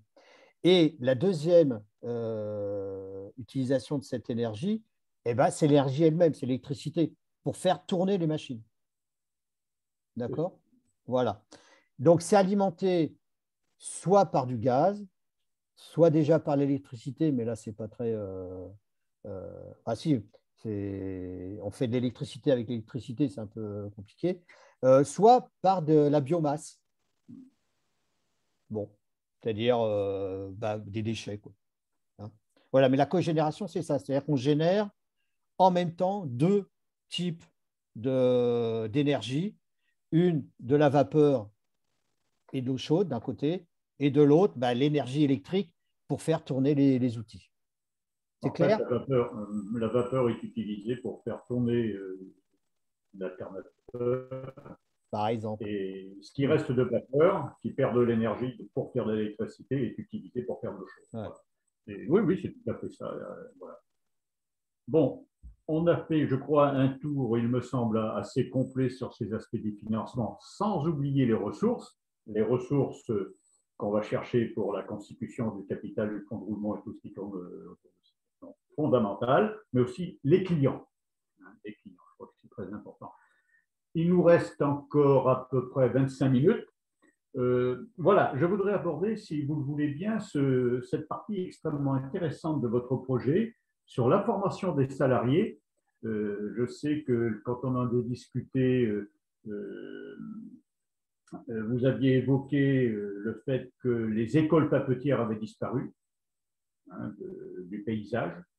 Et d'autre part, est-ce que, ça on n'en a pas parlé, alors je ne sais pas si vous y avez pensé, intégration d'handicapés et lutte contre les discriminations, qui sont vraiment des sujets aujourd'hui, je crois, d'actualité, et que les salariés ne peuvent pas oublier, enfin, il me semble, ça me paraît faire partie du paquet, si je puis m'exprimer ainsi. Alors, qui est-ce qui peut prendre la parole sur cette question de formation, handicapé, discrimination? Il y a quelqu'un qui... Bon, sur la partie formation, je veux bien prendre un peu la parole. Donc, nous, il faut savoir qu'effectivement, il y avait des écoles papetières qui étaient sur l'Adour qui aujourd'hui ont disparu. Et on s'aperçoit qu'effectivement, aujourd'hui, il y a un gros manque de savoir-faire dans le monde du papetier. Nous, notre interrogation, c'était de dire, pour ne pas perdre ce savoir-faire, l'idée, c'était de savoir transmettre, de faire des tuilages sur les autres salariés qui pourraient venir. Et non seulement ça, et en plus de créer, pourquoi pas, un centre de formation. C'était un peu dans l'idée où on était parti, en sachant qu'effectivement, tout ne pourra pas se faire à la fois, donc il y a plusieurs étapes. Mais on voudrait, au fur des années, arriver à faire un centre de formation. Ce qu'il faut retenir, c'est qu'effectivement, notre savoir-faire dans le papetier est pas forcément aujourd'hui facile, puisque contrairement à ce qu'on peut croire, dans toutes les papeteries, ils sont à la recherche de papetiers, puisqu'on est en manque de papetiers. Et donc, nous, par rapport à ça, on a vu avec nos collègues qui sont partis même dans notre papeterie, qui seraient prêts à revenir chez nous. Et nous, les anciens qui seraient susceptibles aujourd'hui de partir à la retraite seraient même prêts à faire du tuilage pour les salariés arrivants qui ne seraient pas du monde de papetier. Donc, par rapport aux formations, c'est un peu ce qu'on peut dire aujourd'hui, en sachant que si on veut créer un centre de formation, ça sera bien évidemment avec les collectivités et ainsi de suite. Mais ça sera pour l'après.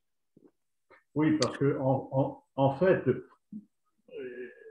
les papeteries, il y en a beaucoup qui ont fermé dans la région. Bon, je ne sais pas, vous devez bien le voir au niveau syndical, la diminution du nombre de gens qui travaillent dans ce secteur d'activité, du nombre de salariés dans ce secteur d'activité en Aquitaine. Oui, non, c'est vrai qu'il y a beaucoup de papeteries qui ont fermé. Aujourd'hui, ce qui est quand même plutôt encourageant, c'est que quand on voit la volonté, on va dire, des élus de supprimer les poches plastiques, tous ces emballages, et on se dirige de plus en plus aujourd'hui vers du papier, ce qui peut être donc ce qui peut espérer prochainement une réouverture sur les papeteries avec de nouvelles fabrications, de nouveaux produits, en sachant qu'en plus de nous, pour ce qui est de la papeterie de Bègles, Nous, on a parlé de la boîte de cellulose, mais ce qu'on veut aussi, c'est avoir une étude, un centre de recherche qui pourrait se diriger sur d'autres marchés, qui pourrait être, pourquoi pas, le film plastique qui existe aujourd'hui sur tout ce qui est agriculture, pourquoi pas sur du papier. Et comme ça, d'autres idées que nous avons. Donc, effectivement, ce qu'on veut aussi, c'est être dans des études de recherche. Et je pense qu'il y a un bel avenir encore pour toutes les papeteries si ça donne la peine et si on travaille vraiment sur des recherches sur tous les produits qui pourraient venir de la cellulose. Mario, en complément? Oui, en deux mots, si certes il y a eu en effet nombre de papeteries qui ont fermé ou dans lesquelles on a vu un nombre incroyable de licenciements. Si on regarde ce qui a pu se passer à Condat ou ailleurs, des entreprises où il y avait 400, 500 personnes, on se retrouve parfois avec 200 personnes. Mais pour autant, ce sont, par exemple, pour ne prendre comme l'exemple de Condat, le conseil régional, notamment, a participé à des gros financements ces derniers temps, de manière à pouvoir aider à la poursuite de l'activité. Ces papeteries, maintenant, sont sur d'autres secteurs, des marchés peut-être plus niches dans certains cas. Donc là-dessus, Jean-Jacques, qui en a vu pendant toute son expérience professionnelle, il pourra nous en toucher deux mots. Mais le papier, il y en a réellement besoin. Et on le voit bien, par exemple, la papeterie de facture qui s'en sort extrêmement bien, où il n'y a pas, me semble-t-il, de difficultés particulières. C'est vraiment certains types de papier de fabrication de papier qui commencent à poser problème. On le voit par exemple avec ce qui s'est passé à Chapelle Darblay, où c'est une grosse papeterie immense. J'ai été la voir plusieurs fois du côté de la région parisienne. Le secteur de l'édition est en difficulté, notamment le papier journal. À partir du moment où la presse, malheureusement, s'effondre sur certains secteurs, le numérique prenant le dessus, notamment sur tout ce qui va être la presse quotidienne, etc. Moins de papier recyclé, ces papeteries se trouvent en difficulté puisque tous ces volumes n'existent plus. Nous, les marchés que l'on cible, ce n'est pas le papier, c'est pas le papier blanc tel qu'on peut l'avoir dans le bureau, même si c'est des choses qui peuvent être ajoutées ensuite dans cette énorme cuve de broyage, mais c'est beaucoup plus le papier d'emballage. Et le papier d'emballage, il est même mis plus en avant maintenant que ne le sont les emballages plastiques. Donc, on ne sent pas une difficulté particulière par rapport aux produits que l'on veut faire et aux produits dont on a besoin, parce qu'il n'y a pas de, voilà, il y a plus, on serait plus nombreux peut-être à vous, enfin, comment vous dire, pour prendre le cas de Chapelle Darblay par exemple, eux-mêmes réfléchissent à la possibilité d'utiliser des papiers qui pour nous sont totalement broyables, adaptables, qui pour eux vont nécessiter par exemple une période d'adaptation, de traitement différents. Là-dessus, Jean-Jacques pourra vous en dire davantage puisqu'il les a toutes visitées, ces papeteries. Mais c'était juste un mot sur la formation. Donc, enfin, c'est faire le lien. Il y a véritablement un avenir sur certains secteurs papetiers. Et d'ailleurs, il faut croire que M. Rousset, lorsqu'il nous a reçus, il y a vu aussi une opportunité, ou en tout cas, ça fait écho pour lui, puisque quand on a fini notre entretien avec lui, il a dit, mais là, vous m'intéressez énormément. L'idée d'un CFA dans l'agglomération bordelaise, on sait que c'est son dada aussi, hein. Et il faut croire que c'est quelque chose qui l'a séduit et on pourrait au moins avoir son soutien là-dessus puisque clairement il nous a indiqué en fin de réunion que si pour certaines choses il aurait du mal à le financer, pour un centre de formation de ce type, il le sentait beaucoup plus. C'est en effet comment dirais-je, le président Rousset est très attentif à cette comment dirais-je, à la formation des apprentis d'une manière générale. Oui, il a créé tout un tas une structure que je connais qui s'occupe de cela.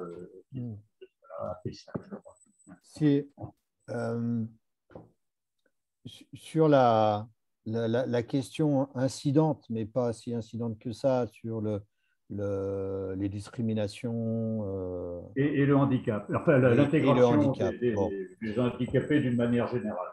Ouais.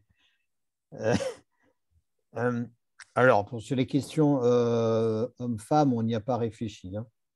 Mais bon, on pourrait dire, mais il faut se méfier de tout quand même. On pourrait dire que, étant dans une structure SCOP, initiée par une équipe de syndicalistes au départ, mais qui a été rejointe très très vite, enfin, de façon concomitante par des salariés, on peut imaginer qu'ils auront les questions de sécurité, de formation, d'égalité homme-femme en tête et la question du handicap. Mais bon, il ne faut jamais donner des chèques en blanc à tout le monde comme ça. Mais sur la question, donc on n'a pas travaillé la question homme-femme. Par contre, sur la question du handicap, on s'est dit, bon, d'abord, il y a des règles à respecter, il y a des quotas à respecter et ils seront respectés. On s'est dit, on avait fait une proposition à une société de récupération de vieux papiers dans les administrations, c'est une société intermédiaire qui emploie des gens en difficulté. Hein. Donc, on les a contactés. On leur a dit, mais parce que nous, on se dit, enfin, le schéma était le suivant. Si on prend la métropole, ou même un peu plus au-delà, d'accord, il se produit des vieux papiers. Si vous allez chez Cdiscount, chez Mola, dans les zones commerciales, voilà, tous les jours, il y a des vieux papiers. Bon.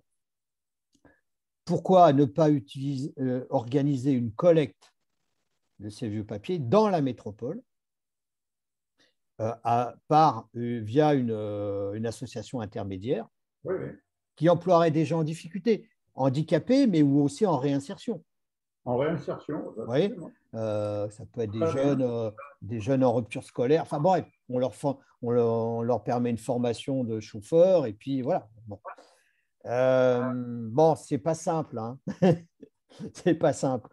Donc, on l'a mis sur la table. Je pense que ça n'aboutira pas. Ça a moins de chances d'aboutir que la question du CFA. Là, je crois qu'effectivement, ça intéresse. Ça peut y compris intéresser une boîte comme Facture. Hein. D'accord ? Parce que, je ne me souviens plus si ça a été dit, mais en gros, il y a un seul CFA papetier, il est dans les Vosges. Et il y a une seule école d'ingénieurs papetiers qui est en Isère, à Grenoble. Voilà, c'est tout ce qu'il y a. Et ils doivent sortir 30 ou 40 formés chaque année. Donc, c'est loin de correspondre aux besoins de l'industrie papetière d'aujourd'hui, d'autant plus que les périmètres des âges sont quand même assez élevés. Parce que, comme le disait Mario, il y a eu tellement de licenciements, ils n'ont pas embauché. Donc, pendant ce temps-là. Voilà. Donc, voilà, c'est tout ce que j'ai à dire sur les questions sociales. Oui, parce que les questions sociales ne peuvent pas être étrangères, je crois, à un projet porté par des salariés. Voilà, c'est tout. Donc, l'intégration des handicapés, tout ce qui est lutte contre les discriminations d'une manière générale, je pense que ça serait, je ne donne que mon avis, ça ne va pas beaucoup plus loin, une maladresse de ne pas prévoir un paragraphe et puis plus qu'un paragraphe, le prendre en compte, c'est-à-dire peut-être même désigner quelqu'un qui s'occupe de ça. Ça, c'est vos oignons, mais ça me paraît important. Par exemple, à la mairie de Bordeaux, il y a quelqu'un qui s'occupe des discriminations et de l'intégration des handicapés. Mais voilà, ça me paraît important. C'est tout ce que je peux dire et je n'irai pas plus loin. Alors, écoutez, il nous reste peu de temps.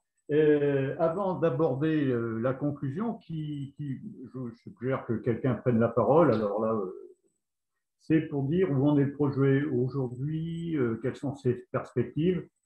Peut-être pourrions-nous donner à Dominique la parole à la salle, s'il y a des questions particulières à poser, que j'ai oubliées tout simplement, ou auxquelles je n'ai pas pensé. N'hésitez pas à prendre la parole. Fais un appel au peuple, Dominique. Oui, tout à fait, allez-y. Vous pouvez utiliser, vous levez la main, ou vous avez la possibilité dans les réactions de faire apparaître une main sur votre écran, ça nous permet de savoir que vous voulez intervenir. Vous pouvez aussi demander la parole en écrivant dans le chat, sur la droite, là, quand vous utilisez l'onglet discussion. Voilà, à vous de voir si vous avez envie de questionner les personnes ici présentes. Peut-être... oui, pardon. Qu'est-ce qui Moi, j'aurais sollicité Martine, une des rares femmes présentes aujourd'hui. Vas-y, Martine. Oui, je veux bien pour la parité. Oui, merci. Vraiment, c'est animé de maître. Et j'ai trouvé passionnant ce projet qui est avant tout un projet citoyen. J'ai habité Bègles longtemps, j'ai connu de l'industrie sur Bègles et je trouve vraiment dommage qu'il n'y ait plus de site industriel sur Bègles. J'aurais juste une question, mais c'est vraiment très personnel. Et ne riez pas, s'il vous plaît. Par rapport à ce produit, je me demandais quelle est sa résistance. Bon, l'idée, c'est de le valoriser par rapport à d'autres produits plus chers. Et voilà, donc il va y avoir des questionnements sur ce produit. Quelle est sa résistance aux nuisibles? Aux nuisibles?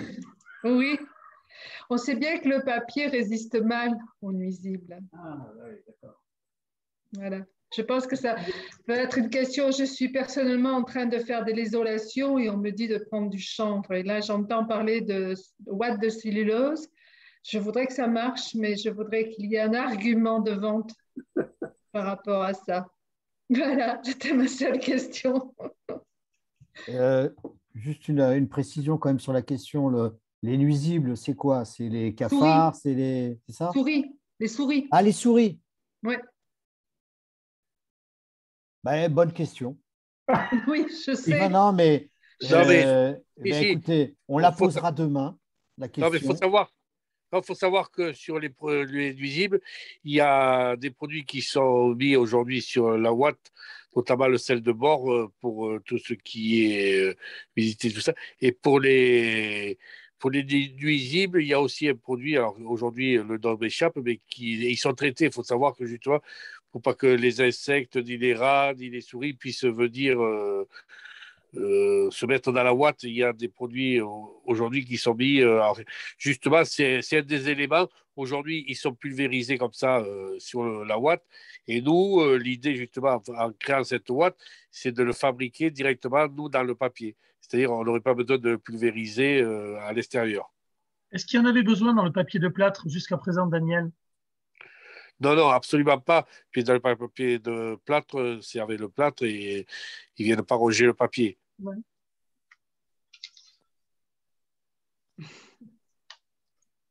Merci pour la réponse. Et merci pour cette question très. Ouais, mais elle est. Elle est très intéressante. Oui, elle est pertinente. Elle est très pertinente parce que jusqu'à présent, les principales propriétés qu'on nous demandait, c'est que ce soit donc unifuge, c'est que ce soit hydrofuge, mais la partie élément nuisible n'a pas été mis en avant. Et comme justement on doit rencontrer les personnes qui travaillent en après notre produit, mais que dans le cadre de la fabrication, on peut inclure tout un tas d'adjuvants dans la pâte avant qu'elle ne soit fait en papier, puis broyé, puis floconné. Donc c'est bien sûr quelque chose qui est très, très pertinent puisque ça n'est pas remonté jusqu'à présent. Vous parliez tout à l'heure de recherche et de formation. Je pense que ça serait très, très pertinent, à mon avis, de contacter l'Université de Bordeaux, qui, à la fois sur le terrain de la recherche, a fait beaucoup de choses en matière sur le terrain des matériaux, mais pas seulement, mais aussi sur la question du niveau de formation ingénieur. L'Université de Bordeaux a plusieurs centres de formation de niveau ingénieur. Donc peut-être déjà embrancher, peut-être voir à faire un premier pontage qui pourrait être intéressant, y compris pour l'avenir. Oui. On a sur cette question de la recherche. Là, on ne savait pas à quelle porte frapper. D'accord? parce qu'on sait qu'il y a des bureaux d'études, des centres de recherche, y compris à l'université ou au FCBA, entre autres, voilà, qui font des recherches sur les matériaux de demain. Et on se dit qu'on va avoir besoin de travailler avec eux, non pas pour la ouate pour isolation, là on sait avec qui travailler, mais pour les produits de demain. Parce que la ouate pour isolation, là, elle est en très forte demande, mais dans, je ne sais pas, 10 ans, 12 ans, on n'en sait rien, 15 ans, peut-être que la demande va retomber, peut-être qu'il y aura d'autres procédés d'isolation ou de construction des maisons, et donc on aura besoin de se renouveler.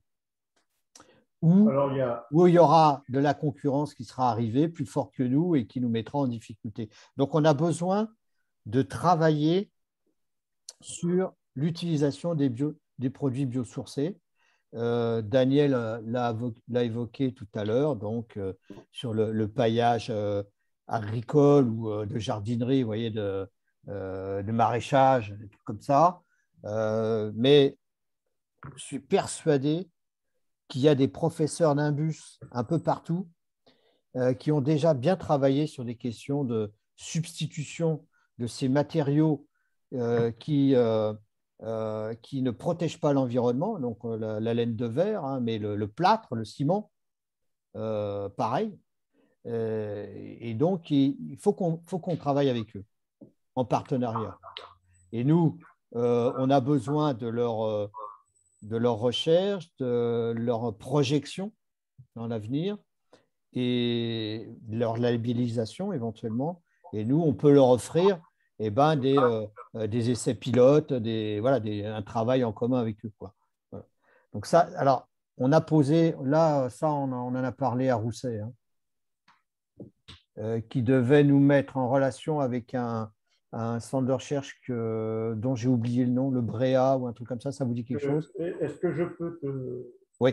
Juste, il se trouve que ces centres de recherche, il y en a un à Bordeaux qui s'appelle le CTBA, qui est place Ravesi. Le CTBA, le Centre technique du bâtiment, j'ai oublié ce que c'était. Oui, il est il est à Ravesi, hein, place Ravesi. Je connais bien. Bien, hein.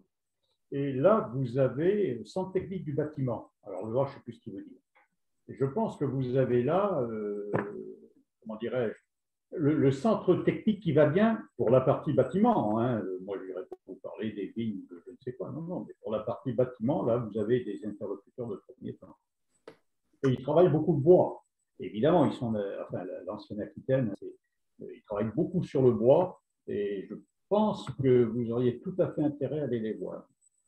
C'est un centre technique. Vous avez aussi l'Institut du Pain, qui est installé sur le campus et qui collabore depuis des années, évidemment, avec la cellulose et puis avec, depuis, un certain nombre d'entreprises qui sont beaucoup investies dans ce secteur-là, dans la recherche, je parle. Les deux sont très complémentaires. Les centres techniques sont plus, comme on dit maintenant dans l'innovation, la mise en valeur de l'innovation, voilà. L'université, normalement, devrait être plus en amont. Oui, mais sauf qu'aujourd'hui, je me garderais bien d'aller plus loin. Oui, il vaut mieux parce que si tu veux, aujourd'hui, une des responsabilités qui incombait jusque-là aux entreprises a été transférée, je dirais, à la responsabilité publique de l'université, qui a maintenant ses propres centres de transfert de technologie et d'innovation. On a même une société, une SAT, on appelle ça, une société qui est une filiale de l'université, qui travaille justement sur les transferts de savoir et de savoir-faire sur toute une série de choses. Y compris, ça serait intéressant de prendre contact avec eux, ne serait-ce que pour se renseigner sur les opportunités éventuelles. Et par exemple, le centre technique peut aussi vous aider parce qu'il participe à la construction des normes. Et quand on travaille dans le secteur industriel, on ne peut pas ignorer la construction des normes. Ça, c'est une faute professionnelle, je veux dire par là. La norme, c'est ce qui encadre et qui prépare demain. Je veux dire, on ne fait pas des normes comme ça. C'est extrêmement important, l'activité de normalisation. Et le CTBA travaille, entre autres, d'autres activités, mais à l'élaboration, il participe à l'élaboration de la normalisation. Bon, c'est des secteurs, bon, c'est le monde industriel. On va peut-être terminer, hein, Dominique, je crois qu'on est à la fin du temps, entre guillemets, réglementaire, avec une conclusion où en est le projet aujourd'hui, parce que ça, quand même, on ne l'a pas abordé, s'il vous plaît. Alors, on en est où? Qui prend la parole là? On en est où? Voilà. Quelles sont les perspectives immédiates, je dirais? Ah, immédiates, d'accord. Ah oui, pas. Alors, nous sommes entrés en discussion avec ETEX. Ça, c'est important. C'est important, mais pas encore en négociation, parce que nous n'étions pas prêts. Donc là, maintenant, on est dans une course au temps pour renforcer nos arguments dans la négociation avec ETEX, que nous allons solliciter pour, là, dans 15 jours. Maintenant, on va y aller. Il y a… oui, mais il faut y aller. Bon. Il y a un élément important dans la négociation qui est la question du terrain.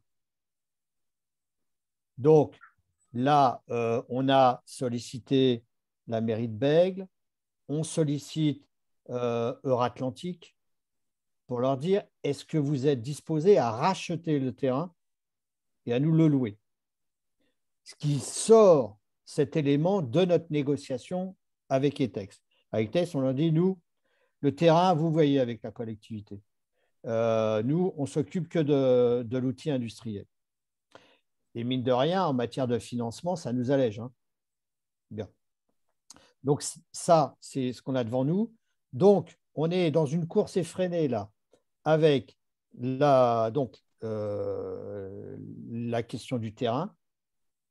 On a planté des graines, là, on attend des retours de Euratlantique et peut-être de la métropole, mais c'est surtout Euratlantique qui est concerné.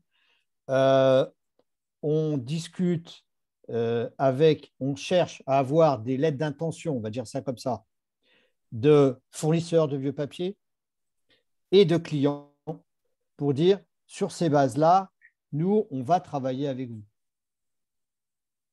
Il faut qu'on arrive à contractualiser un minimum dans les 15 jours qui viennent.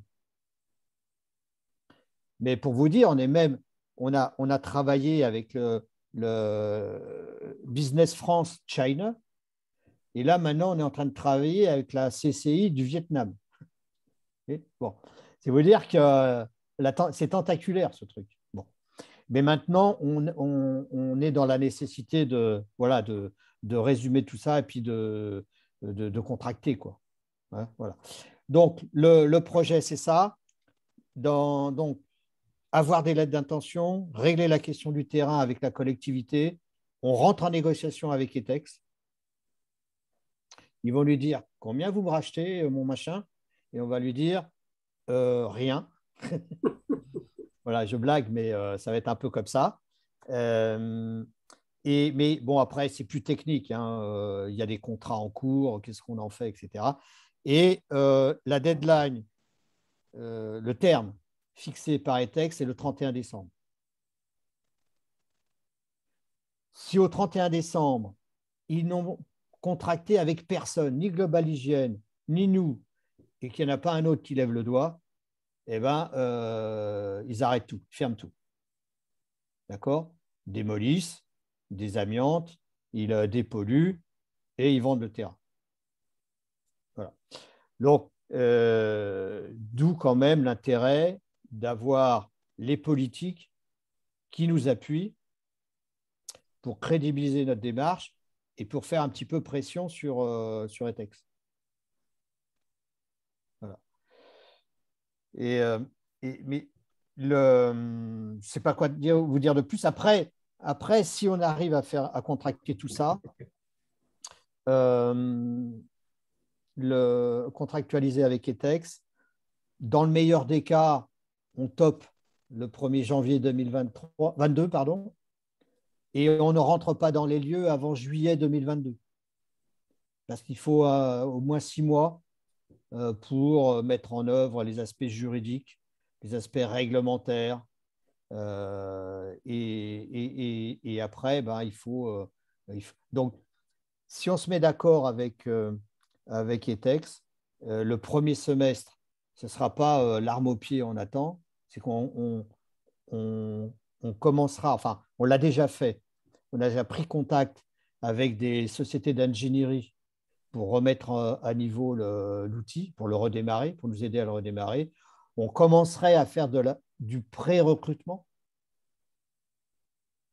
Hein, on ferait des entretiens d'embauche, mais avec toujours cette épée de Damoclès que ça ne se fasse pas parce que, je sais pas, il y aurait un blême juridique, parce que administrativement, il y aura un truc bon, que je n'imagine pas aujourd'hui. Voilà ce que je peux dire. C'est clair. Moi, je suis très, très heureux d'avoir pu discuter avec vous d'un projet qui est absolument, je trouve, passionnant. J'espère vraiment que vous réussirez. Là, les 3 mois qui viennent, les 2 mois et demi qui viennent sont absolument cruciaux. Et je vous souhaite de passer cet obstacle. Pour ceux qui sont intéressés, je rappellerai que le site internet, c'est Avenir Papeterie de Bègles. En un seul mot, ça se touche. Hein. Dominique, s'il te plaît, pour peut-être clore la réponse. D'abord, peut-être un mot, Mario. Non, mais un mot. Je pense que Jean-Jacques, qui supervise comme d'autres, mais là, sur toute la partie technique, il a été précis. Sur la partie économique, il a été précis. Sur la partie politique, il a été précis.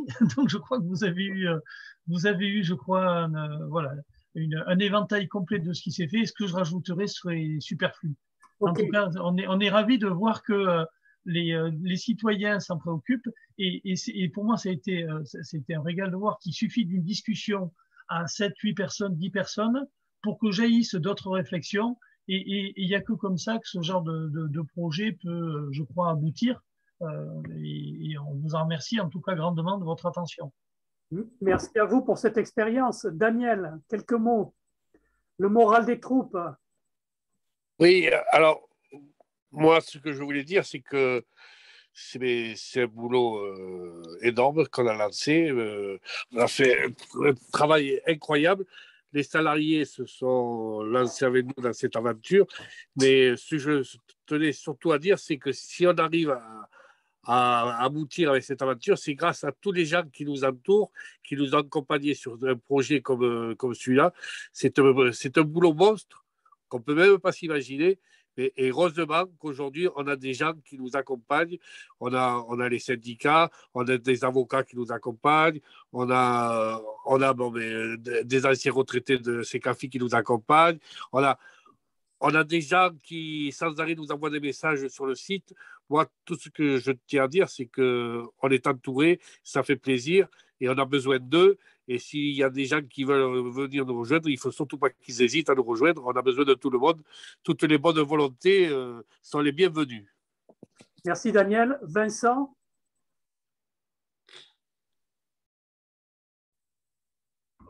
Bon, il est parti, Vincent. Si? Il a été accaparé par les enfants. Oui, par Lily. Non, c'est pas grave. Écoutez, moi je vous remercie beaucoup pour cette passionnante soirée et pour ce passionnant partage d'expérience.